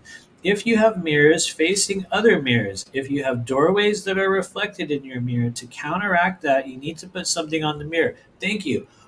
This is actually very, very good advice, you guys. I'm not saying that that's 100% true all the time, but this is absolutely one of the ways in which a natural kind of portal, or what we might call a vent for some type of non-physical energy, can take place. And some of you guys will cringe and you'll be like, what? You're telling me if I stare into two mirrors stacked upon each other into that strange, reflected wormhole, that I could be peering into what you're essentially saying is some form of a spiritual portal? Yeah, straight up. Absolutely real. Literally real. Doesn't mean that every single time you do it for a half of a second, you're going to be looking into some negative realm. No, no, not at all. It's a thing that you'll focus on, and you'll stay with it, and you'll keep your eyes there, and you'll create an intention, and you'll peer into it, and you will encounter things, and you will start to see things, and you will have an experience. It is a very, very reliable way in which to connect with non-physical energy, but not a lot of people will spend the time and the dedication. And I'm going to be real, not everyone has, I guess we could say, like the right kind of emotional residue in the body to have a notable, authentic experience in that. A lot of us are walking around with a lot of built up fear and like anger and bitterness. And when you do start to work with things like that, that's why for a lot of people, when they first use like Ouija boards and their kids, they have really negative experiences. Um, Not that I'm an advocate of Ouija boards, because I'm not. I'm actually not at all. Definitely not. But this is literally true. Mirrors have very very interesting qualities. Very very interesting. So very very interesting. Sherry says, "What kind of plant meds do you use?" Well, we don't really use them too often, but we will take mushrooms every once in a while. We're the kind of people that'll take mushrooms on like a holiday, like on Christmas or like Easter or something. We'll take mushrooms and like trip out. I have had an ongoing kind of cyclical relationship with weed. It has both come and it's gone and it's come again and it's gone again. And I think it serves a purpose as both a powerful anesthetizer, a demotivator, powerful medicine, and also a great blockage to our consciousness. It's the most amazing and useful double-edged sword when it comes to spiritual work because cannabis will definitely enhance certain things. It'll also shut them down. It'll create residue over your energy centers, and um, I think it's a thing that can serve its purpose, and then at times it'll just really hold you back. And I've been on both sides of that. Absolutely, absolutely real. I would say that's pretty much it, though. That is pretty much it. I would say I'm not necessarily avoidant of it, but I remember there was this stage, and a lot of you guys have heard this cheesy statement. So this is like a stupid thing that you've probably heard, but I remember people telling me, right when I started doing the kind of work that I'm doing now, and they were like, you're going to come to a stage where you literally don't need any of that anymore. And I was like, what? Really? Come on. It's so cool, And honestly, then later on, I was like, yeah, you know what? You really, or at least for me within my journey, I'm like, yeah, I really don't feel like I actually need any of that to connect with anything. And it's kind of a thing that you will learn to just generate within yourself. That said, I do believe it's very helpful for those that choose to engage in that type of behavior to have a cyclical release. I think one of the things that mushrooms can help us do very greatly is release deep, trapped, traumatized emotions within the body in ways that we don't always get to throughout the year. And so I think for me, and I know Honora as well, although I won't speak for her directly, it's been very helpful for us at times of the year or stages of the journey in which we need to use something needs to be released. And a lot of you guys have already heard the research about resetting serotonin and kind of neurotransmitters. It's very, very useful for that. And yet, at the same time, there is an incredible over reliance, within our spiritual community on plant medicines as some sort of a crutch or this constantly necessary spiritual tool. Everyone's heard about the spiritual bypassing, that comes with some people after things like ayahuasca and stuff. And while those are very real, I think that I do believe it's a good experience for everyone to have at least once. And I know for some people that in and of itself is a cringe statement, but um, I do believe it's important for each person at this stage to go through some form of a psychedelic experience. And for some of you, it'll only be one time that you'll ever experience. For others, it'll become a lifestyle. But I do think it is a way that we can effectively kind of open ourselves up, at least on a minor level. And even if it's on a chemical level that can't always be trusted, it is a reliable way of giving yourself an additional perspective into what we would call a non physical realm. Because, and I know a lot of you guys can probably agree on this, for those people that have used psychedelics, whether on a big level or a smaller level, there are things that you are fundamentally incapable of perceiving or understanding until you use some form of psychedelics in this life. Think about that. For a lot of you guys that, the first times you ever experienced such things in your life, for those of you guys that, have been on trips or have used plant medicine, prior to doing it, there was no accurate description. People would say, "Oh, it's like this," or "It's like that," or "You feel this," or "You feel that," and it's definitely one of those things that each person will have such a unique experience with. Yes, many commonalities, many themes, many things will happen, but in my opinion, I think for spiritual seekers, it's a good thing to go through at least once, depending on how much you want to, absorb yourself into that timeline. That's a whole other matter, but. Anyway, I'm gonna scroll through. Thanks for your questions, you guys. I appreciate it. Thanks for that question, Sherry. It's good to see you. It's good to see you. Actually, I'll tell you some other plant meds we use. I'll bring it back to your question. Sherry already knows this, but burdock root, which is wild. I think we're nearly out of it now. Burdock root, wild lettuce, you guys. Sherry is an incredible herbologist. I know she's talked to a couple other people in our kind of soul group, but really, really powerful, incredible knowledge within medicinal herbs. And so, anyway, thank you, Sherry. We use all kinds of stuff. Lots of Chinese herbs as well. I have a better list, which I always forget to bring into these live streams, but you guys have heard me talk about some of it. Red Orion says, put your phone screen side down at night. I do actually. I don't even sleep with my phone in the same room. I'm kind of a weirdo like that. I put it in another room, and in the morning I'll go and get it, which maybe is not a good thing. If someone needed to call me in the night, I wouldn't know. I would not know. What's up, Blue Velvet? I remember you from yesterday. Do you know what the loud whooshing sound is when you wake up from dreams? Ooh, that's a very good question. I have somewhat of an idea of what you're talking about because I have had an experience both when I was going to sleep and also in times when you guys have heard me talk about this on the channel a lot. I went through a lot of really dedicated, like really obsessive attempts to learn how to travel out of body at many different stages, excuse me, of this human journey. And in some of the very, very, very first times I ever tried, oddly enough, I think it was around 2008, 2009.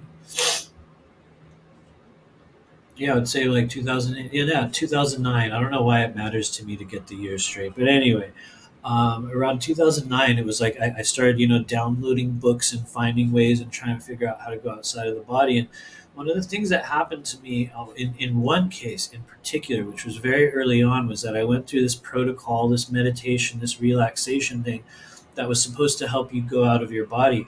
And I could feel and hear, and it was like this vibration within my body began that overtook my breath. And it was like my breath went away, and it was like I couldn't breathe, but I was kind of breathing at the same time. And there was this like this crazy like vibration. And I want to say, maybe I'm totally off the mark, Blue Velvet, but it sounds like that's what you're talking about. It was nearly, it was so intense that it was like, this will be this for some people. Here we go with a cringe choice of words. Okay, I'm gonna be real. It was nearly painful, and yet kind of orgasmic in a way, which I know that immediately made it weird. As soon as you say that word, you're like, oh, what? But there was a quality of it like that. And I don't even mean from a sexual perspective. It was just a form of energy that kind of rolled through me that nowadays I will to me I understand that as being kundalini that will activate and move through the body. And so without going on a long rant, Blue Velvet, I believe what you're experiencing is possibly, and you got to check in with yourself and ask yourself if this feels true. It feels as though that's you experiencing the process of you either coming in or out of the physical body, the astral self, the dream body, which is a very real, very absolutely tangibly real element of yourself, moves in and out of the physical shell as we go through this, sleeping experience every single night. And I think a lot of us, as we go through the awakening journey, we come to stages in which, as we're sliding in and we're sliding out, we're much more aware of what's going on. And so it's very reliable that as you're waking up from dreams, you're going to feel this like this feeling, and that could be you going back into the body. That could be you experiencing the kundalini energy that is kind of rising as you're kind of moving in and out of the body. It could be a number of things, but I feel like I'm over answering your question. But it's definitely a real thing. There was another stage. I would say this for me. This was maybe 2016, 2017 stage, right after really, really big, like just all kinds of just timeline shifts took place in my life. I'm trying to avoid going on a weird story time rant with that, but there was a period where it was like I could feel wind blowing through my body on a daily basis, which is a which is a very weird thing. But it was like I could feel it like moving through my arms like this, like like this sensation of wind. And that was around the time in which I was beginning to understand what chi is, what vital life force energy is. And some people will experience it as, coldness or heat within the body or fire. For me, when I first started experiencing what I understand now as chi energy, it came as wind, and it was like wind that was blowing through my bones and through the body. And so maybe you're experiencing some of that as well. Boom. Going back to our question of plant medicine, White Swan says black seed oil. I'm going to be real. I still take black seed oil every day, you guys, and it is specifically because of White Swan. For real, though. Seriously, I am still taking it. We're still doing black seed oil. Well, I bought a giant bottle of it, so it lasts for a while. Black seed oil, incredibly, incredibly helpful. And yes, I'm definitely a person that's gone through opiate withdrawals in this lifetime as well. Although I didn't have black seed oil at the time in my life when I was going through that. Um, I wish I did. I definitely, man, I do. I wish I did. Uh, but yeah, thanks, you guys. Thanks for hanging out. Let me know if you have any other questions. I'm going to very, very quickly return to our kind of our announcement here, and that is this Sunday we're going to be meeting in the Blue Flame Collective Patreon group. For those of you guys that want to go through a very, very deep energy clearing process with a group of individuals, no, there's no transference. No, you don't pick up entities from someone else. Um, which I guess, honestly, if you wanted to get really, really technical, because I know there's some very learned, very experienced practitioners that will watch our channel from time to time, it is actually within the realm of possibility, which is probably a silly thing to say on my own live stream, but I think it's good for people to know that it is actually possible if you enter into the wrong and I know this is such a cringe term. Sorry, get ready. More cringe spiritual terms. If you connect with what we might call not a very clean healing container, or not a clean sphere of energy, or not a place where people are cognizantly aware of their intentions and their energies and their traumas, it is possible. We can certainly expose ourselves to all kinds of negative energies. Um, do I think that that's as common as people say it is? Definitely not. I hear a lot of comments, and I've received private messages over the years from a number of people, both very, very notable kind of you know people that have a big presence online, and also just everyone else that sometimes I'll watch so and so's channel, or I did a meditation with so and so, and I had this negative experience, and that is a real thing. That is an absolutely reliably real thing. Um, I guess I'll say kind of a just somewhat of a controversial statement. I have also had that experience, and Nora has had that experience, and this was, yeah, here we go, 2019, a key year for a lot of us. In 2019, we went to the first when Contact in the Desert moved to their hotel location. The year they moved to their hotel location, Nora and I attended it, and we went to a CE5 meditation event. Well, it wasn't even officially a meditation, but part of the CE5 event was in a moment in which everyone was meditating and connecting. And I'll just say it because I have no shame about saying this. It was one of Emery Smith's CE5 events, and I'm not here to pass judgment or say anything good or bad about Emery's work. So that's not what it was. But we had a very, very negative experience as a result of whatever energies were connected at that event. And that's not to say that all of them were like that. It was just at that moment, it was a very distinctly negative thing. And in hindsight, and looking at the intensity of it, I won't go into the details of it, which some people will get upset about. It was very vivid, very distinct. We'll talk about it at a later date because it's a long story.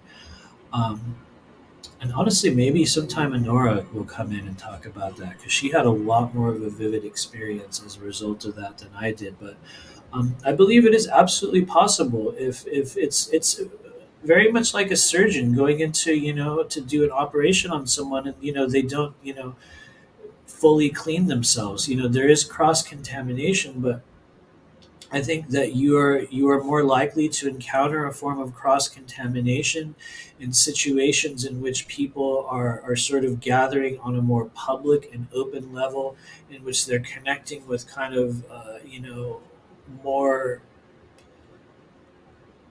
questionable energies, which is honestly why we do not connect with ascended masters, why we don't connect with groups of ETs, why we don't connect with the Galactic Federation. Because I believe that the most powerful and pure form of energy, the energy that truly advances and helps us heal and activate our consciousness within this human life cycle, comes from us, comes from the higher self. It comes from your true source connection with the myriad, the infinite versions of you that exist throughout space and time. And at least that's the energy that we choose to connect with when we do these group clearings. And so I like to think it's an exceedingly energetically safe environment for people to connect with. And anyway, I'll be real though, you never know. I think if you catch people saying that all the time and they're like, nothing negative ever happens, I think they're probably not taking it like a close enough look at the work that we do. I think that every person that does this work has to look very, very critically at their motivations, at their emotions, at the energies that they carry into places like this, especially when you show up publicly. Because as everyone becomes more and more psychic, as we go through this strange journey, you're picking up thought forms from people, you're picking up people's emotions. A lot of you guys are picking up, you're picking up thought forms and emotions, the things that we're intentionally sharing in this live stream. That's why we talk about, intentionally using our ability to visually peer at a person's energy and notice what kind of messages you get. Notice what kind of interaction you get inside your mind's eye as you connect with people. Higher self communication is absolutely reliably real. But when you start it in the beginning, it's really not like a conversation you're going to be having. When you watch so and so's live stream show later on and you're like, okay, I'm just going to sit here and study this person, like, like we were saying, it's not that you're going to necessarily receive this elaborate conversation. In most cases, what we will get from a person's energy is it'll start very simply, and it'll be emotions, it'll be thought forms, it'll be sometimes looping phrases or certain experiences, or you'll look into a person's eyes, and I'm sure a number of people will probably do this with me on the live stream as well because we're talking about it. But you will look into that person's eyes and you will simply notice what arises within your own mind's eye as you connect with their energy. What types of feelings do you get? What types of emotions do you get? Does it mean that you're perceiving their energy specifically? I have to be real. No. No, it doesn't necessarily mean that you're actually connecting with their energy. Um, but as you continue to practice, and here's the thing: sometimes you will be instantly. A lot of people will have this thing where they will have, the first couple times they do it, they will slide right in, like boom, right in there, and it'll be pure and clear, and you'll be like, oh my God, I was watching, so and so, or I watched this show, or this, whatever it is, and I was doing this psychic connection with this person and I received all kinds of data. And a lot of times we will get this kind of like a beginner's luck sort of thing where you'll slide in there and you'll do it really well at the start. And then you'll try to return and you'll try to do it again the same way that you did before, and it won't work. And it's not that it doesn't work anymore. It's not that you can't do it.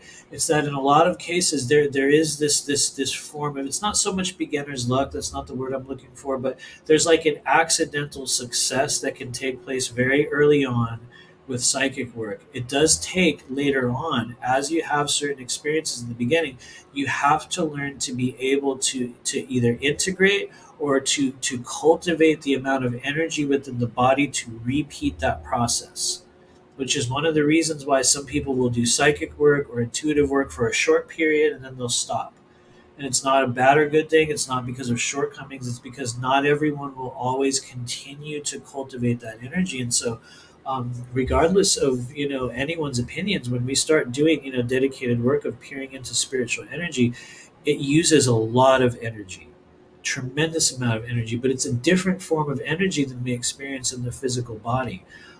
It's much more mental, much more internal, much more experiential. It can be very confusing and dissociative as well.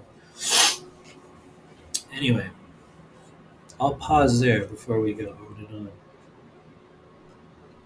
We are going to be ending today at about the 2 hour mark. A lot of you guys have heard me say this before, but YouTube hates videos that go longer than 2 hours. So, just for the sake of continuing to be suggested on people's browsing screen, you know how when you could open up YouTube and they'll suggest videos, notice they will almost never, ever, ever suggest videos that are longer than a certain amount of time unless you regularly watch those. And so, for some people, this will show up specifically because they watch longer videos, but um, you will notice that the ones under 2 hours do a lot better. And I've noticed the 15-minute mark is very helpful as well. But anyway, a lot of you guys that know YouTube are very aware of that. Thank you. Thanks for your comments. Thanks, Audrey.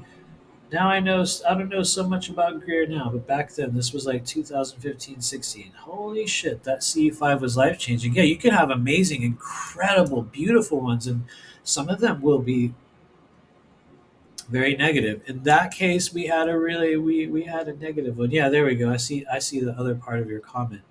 I'll be real. I always kind of like Stephen Greer. I don't really agree with a lot of his conclusion. I shouldn't say a lot. I just don't really agree with the line that all extraterrestrial life is benevolent and so high of consciousness that it has no nefarious motives. I have seen nothing to back that up whatsoever.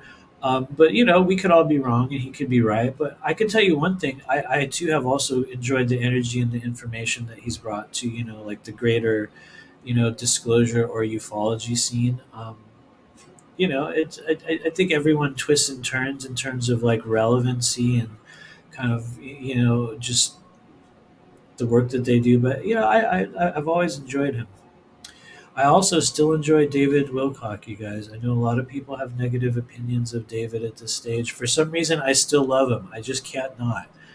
I don't know why. I think when you stop taking people so seriously all the time, it's like you will be able to take the good parts and enjoy that part, and you look at the bullshit parts too, and you're like, yeah, I know that's fake, but whatever, and you grab onto the part that's cool, the part that you enjoy. And anyway, see if there's any final questions. Looking for all caps here. Somebody had an all caps one. People could start saying crazy things in all caps, and maybe I'll notice those as well. I thought there was another one. Hopeful Art says, "Will you try iboga?" Oh yeah, thank you, Hopeful Art. For those of you guys that see the artwork in the back there, for those of you guys that don't know, that's a custom portrait created by Hopeful Art, um, which you can get one for yourself as well. Um, Check out her profile, and I think they can reach you through your YouTube profile, right? Oh, but anyway, to answer your question, will I try it? Yes, I would. I would. It's just not one of those things that's come across my path. I'm very open to trying it, but I'm also one of those people, and maybe this is a thing some people can take with them. I am very, very resistant toward doing psychedelics for no reason.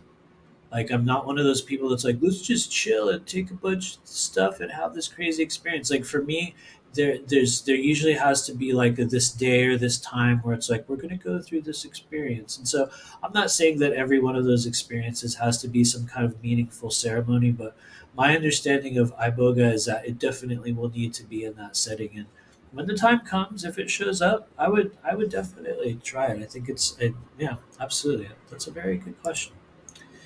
Thank you. Let's see if there's anything else.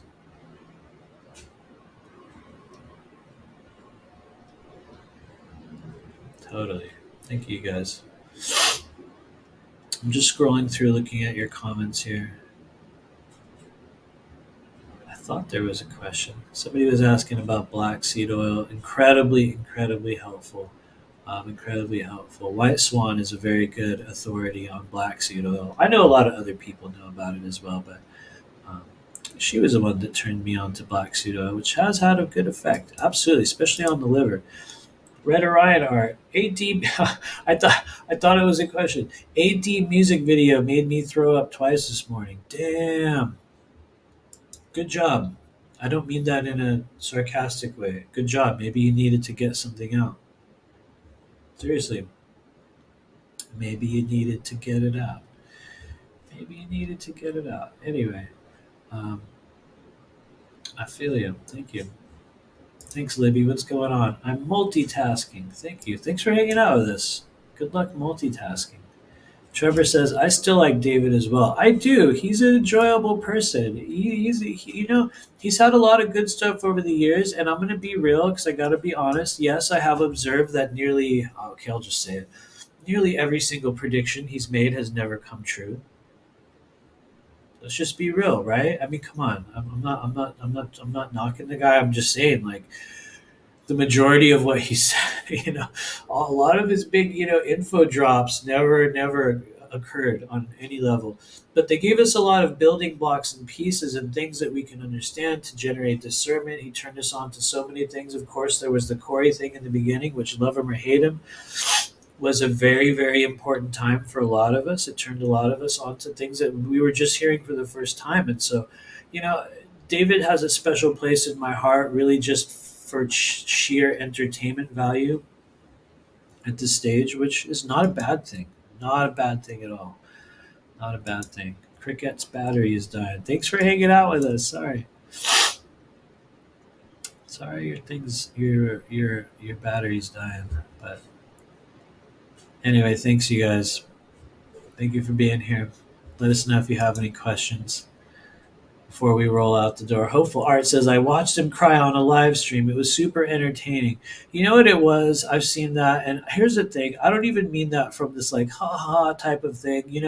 I think one of the things that I believe is authentic and really good to see is people going through their own authentic process of emotion, especially when you're willing to do it publicly. And yes, it can turn into a narcissistic portrayal or like a performance thing, but you'll notice other people will, they will come to great epiphanies and changes and understandings, and they might do it in a public way on a live stream, and I probably never will, or maybe I will watch. And I think in many cases it'll still help a lot of other people, and so I know a lot of people hate on David, but I think he plays a very important role. And anyway, thank you for hanging out, everybody. In the meantime, for anyone here that wants to take part in some of the other stuff we've been doing, for those of you guys that want to join any of our classes, a lot of you guys already know about this, but we'll talk about it real quickly before we get on out of here. I'm very grateful to those of you in our larger community that have purchased and have been taking part in the downloadable courses that we have. But right now online, we do currently have 3. We have a meridian clearing workshop. It's 6 sessions. Honestly, you guys, for those of you guys that truly want to understand how to change, how to create clarity, healing, how to really, really generate energetic movement in the body, I think the meridians are one of the number one most powerful places that we can learn and just, begin to use within this journey. And so please do check it out. And so we also have, up at the same time, we have our chakra class, which a number of people are already aware of as well. And so this is I would say, a good place for people who are just getting started. You're just starting out on, understanding what are chakras, how do they work. And let's say maybe you don't want to do a Reiki class, or maybe you already did. Maybe you already did Reiki 1 through 2000, and you're this incredible Reiki master. And I don't say that in a flippant way. Reiki's incredible. But at certain stages, people will start to look outside of, some of the previously established teachings. And one of the things that we work with within the chakra class is the modality of scalar toning and capsule phrases. And so for those of you guys that want to get started on an applicable, a very, very easy and simple to adopt, simple to learn process of understanding how vital life force energy moves within the body, where does it go, what kind of feelings are in those areas, and how do we create change? How do we begin to use the chakra system? Also, how do we begin to use the chakra system to awaken our true multidimensional psychic and intuitive abilities? The chakra class is a very, very good place to start because it is a bit of a foundational thing where we go into a lot more detail in terms of what happens with scalar toning and how to use the capsule phrases. And so in both the meridian course and the chakra course, we kind of pave the way for creating a little bit of a foundation in terms of how to use this modality, how to create change in two different templates in the body. And, there's a lot more than two different templates. By templates, I'm talking about the chakra body, that being one template, and the other template is the meridian body. Very different, very similar at the same time, different tasks, different energies, different emotions, different experiences, are within each. And I think one of the most powerful things we can do for people who are really, really wanting to begin to learn, how do I create change in the non physical body?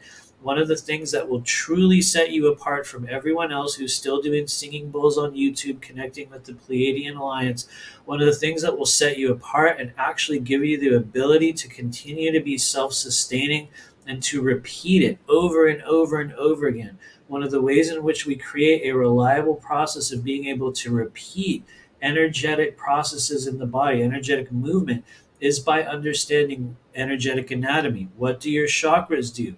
What do your meridians do? And for people that are looking for an accessible way to begin generating that understanding, this is a really, really good starting point. So, in third place, we have our most recent course, Psychic Self-Defense and Awareness Workshop. This was a 2-day one. A lot of you guys already know about this ad nauseum. You've heard me talk about it in every live stream, but we're going to continue to talk about it.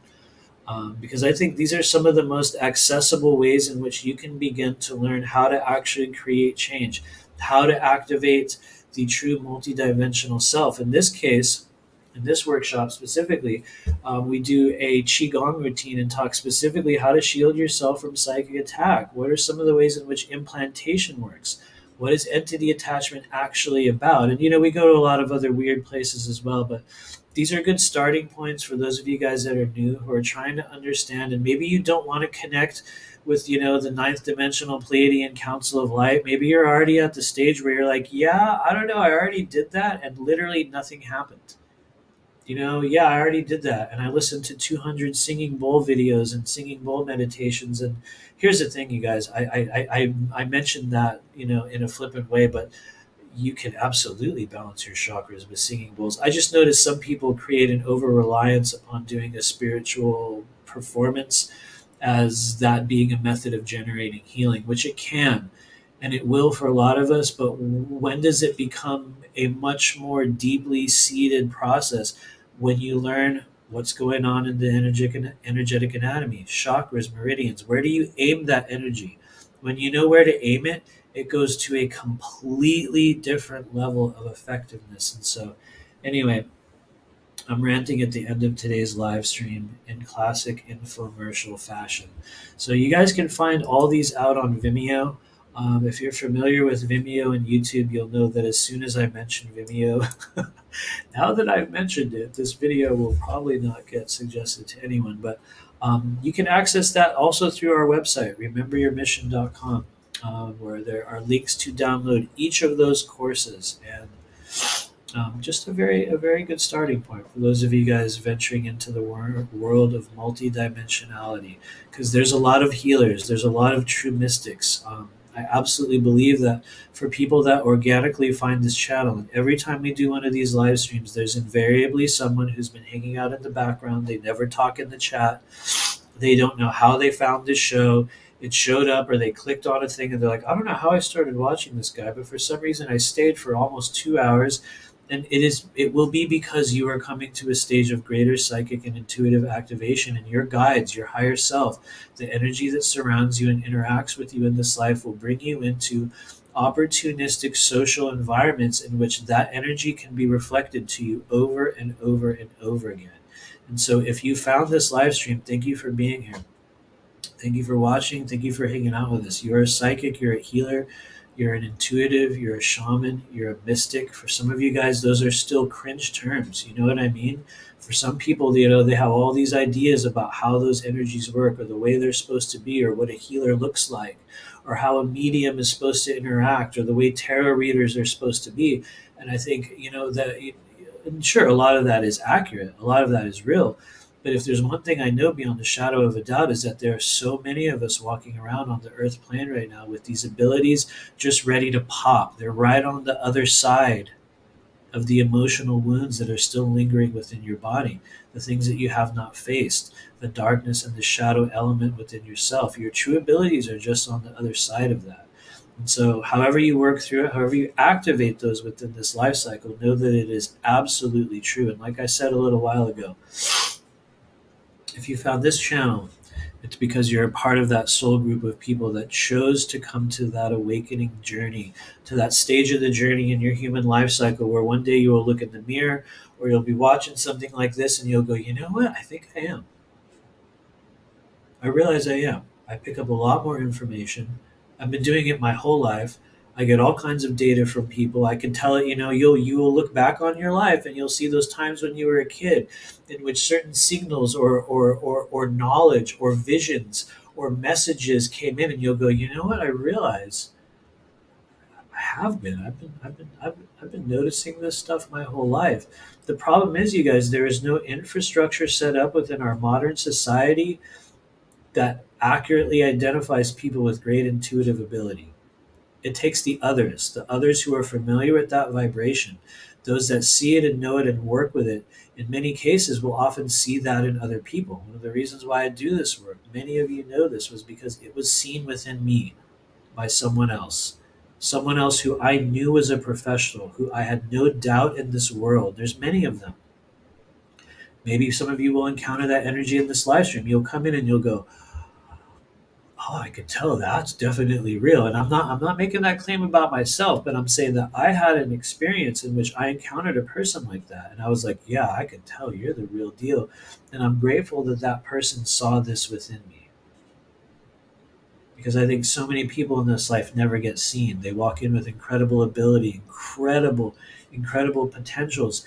And the sad truth is that there's no guarantee we will ever be seen and that will ever be named within us. And so I would like to think that one of the things we do with this channel is help those people that are coming to that stage in their life where they need to be seen and they haven't been yet, to see yourself.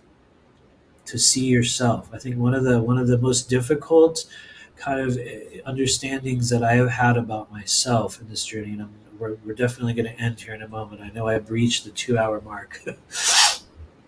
We have breached the 2 hour obstacle, and so um, one of the difficult kind of realizations that I've had to make in this life is that for the people that do the type of work that I do, there are not too many authorities. There are not too many people. There are not too many, and this is such a cringe term.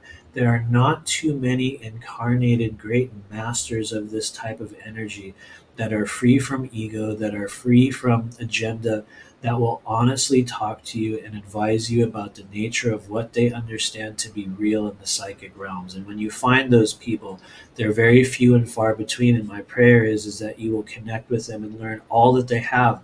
Because the way that it's worked for me is that I've had a very hard time finding people. When I started doing this work, there were all kinds of people out there that wanted to tell me what was real and what wasn't real and what being it was and what energy it was and how to connect with it and how to make the orb of light and what soul group or what ET group to connect with. And I'm going to be real. The majority of that stuff was literal bullshit.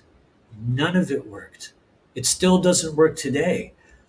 And so I came to this stage where I was like, there was nobody I could turn to. There was nobody I could call up and say, hey, can you help me figure out, like, is this actually real? What's actually happening? And so I would like to think that for those of us that really, really, truly begin walking this path and doing this work in this life, you have to become that person for yourself. You have to become that person for yourself. And that was one of the realizations that I've made over the past year, because each of us within this work, everyone that does this, we will all seek higher guidance. We will all seek higher understanding.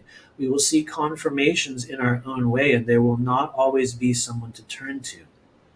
There won't always be the answers that we seek. And so we learn to become it for ourselves. And so I would like to think, when we look back upon the history of what each of us chooses to put out in this life, that at the very least we created an environment where people felt comfortable to come in and say, hey, is this real? Is this not real?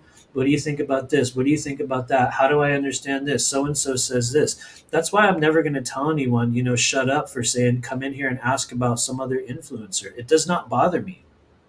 I don't have any problem with people coming in and saying, "Do you think so and so is real?" If there's one thing you've noticed by now, I'll tell you straight up if I do or I don't.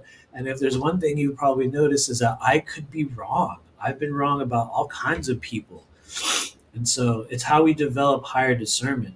But I would like to think that in the end, at the very least, we created an accessible environment where people could come in and not necessarily be told what's real. It's not about me saying, well, I think it's like this, and therefore you should believe that. It's more about us saying, well, look, here's places and channels and methods and techniques that you can begin to develop and use with yourself to help yourself understand what's real, to help yourself understand what am I actually good at? What did I come here to do? What are my past lives?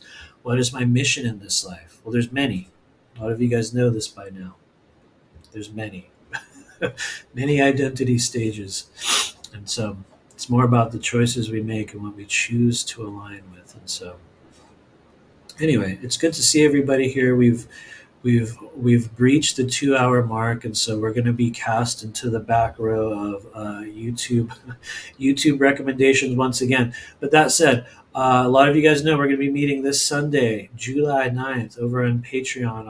I already posted the Zoom link, so you guys can get the Zoom link now. I'll send it to you individually for those of you guys in Patreon. And we're going to be doing an additional Patreon meeting for the tier one, the $10 tier. That's going to be July, I believe it's 22nd. I want to say it's July 22nd. It might be the 21st. I'll make a more formal announcement, but we do have some cool group stuff going on this month. And so check us out over in the Patreon realm. In the meantime, you can always book a private session. It is the heart of what we do every single day. Well, maybe not every day. I've been taking a few more days off this year than in the past. And so, which is definitely a good thing. But you can always book a session with myself or Nora over at rememberyourmission.com. We have a number of new types of sessions at different price points. And so we've been encountering a number of new people from out there in the world. And anyway, you can always find us at rememberyourmission.com. In the meantime, before we get out of here, please do hit the like button if you have not done so already, and please hit subscribe. If you're watching this video later on after the live broadcast, do me a favor and please leave a comment. Even if it's just a random thing, or even if you want to talk shit, you can say a negative thing to me, and that's okay as well. But leave a comment. It greatly helps with our just our noticeability on YouTube. And so every little bit helps. In the meantime, I love you guys. Thanks for hanging out at the multi-dimensional trailer park. We will be back very, very soon. In the meantime, stay out of trouble, you guys, and yeah.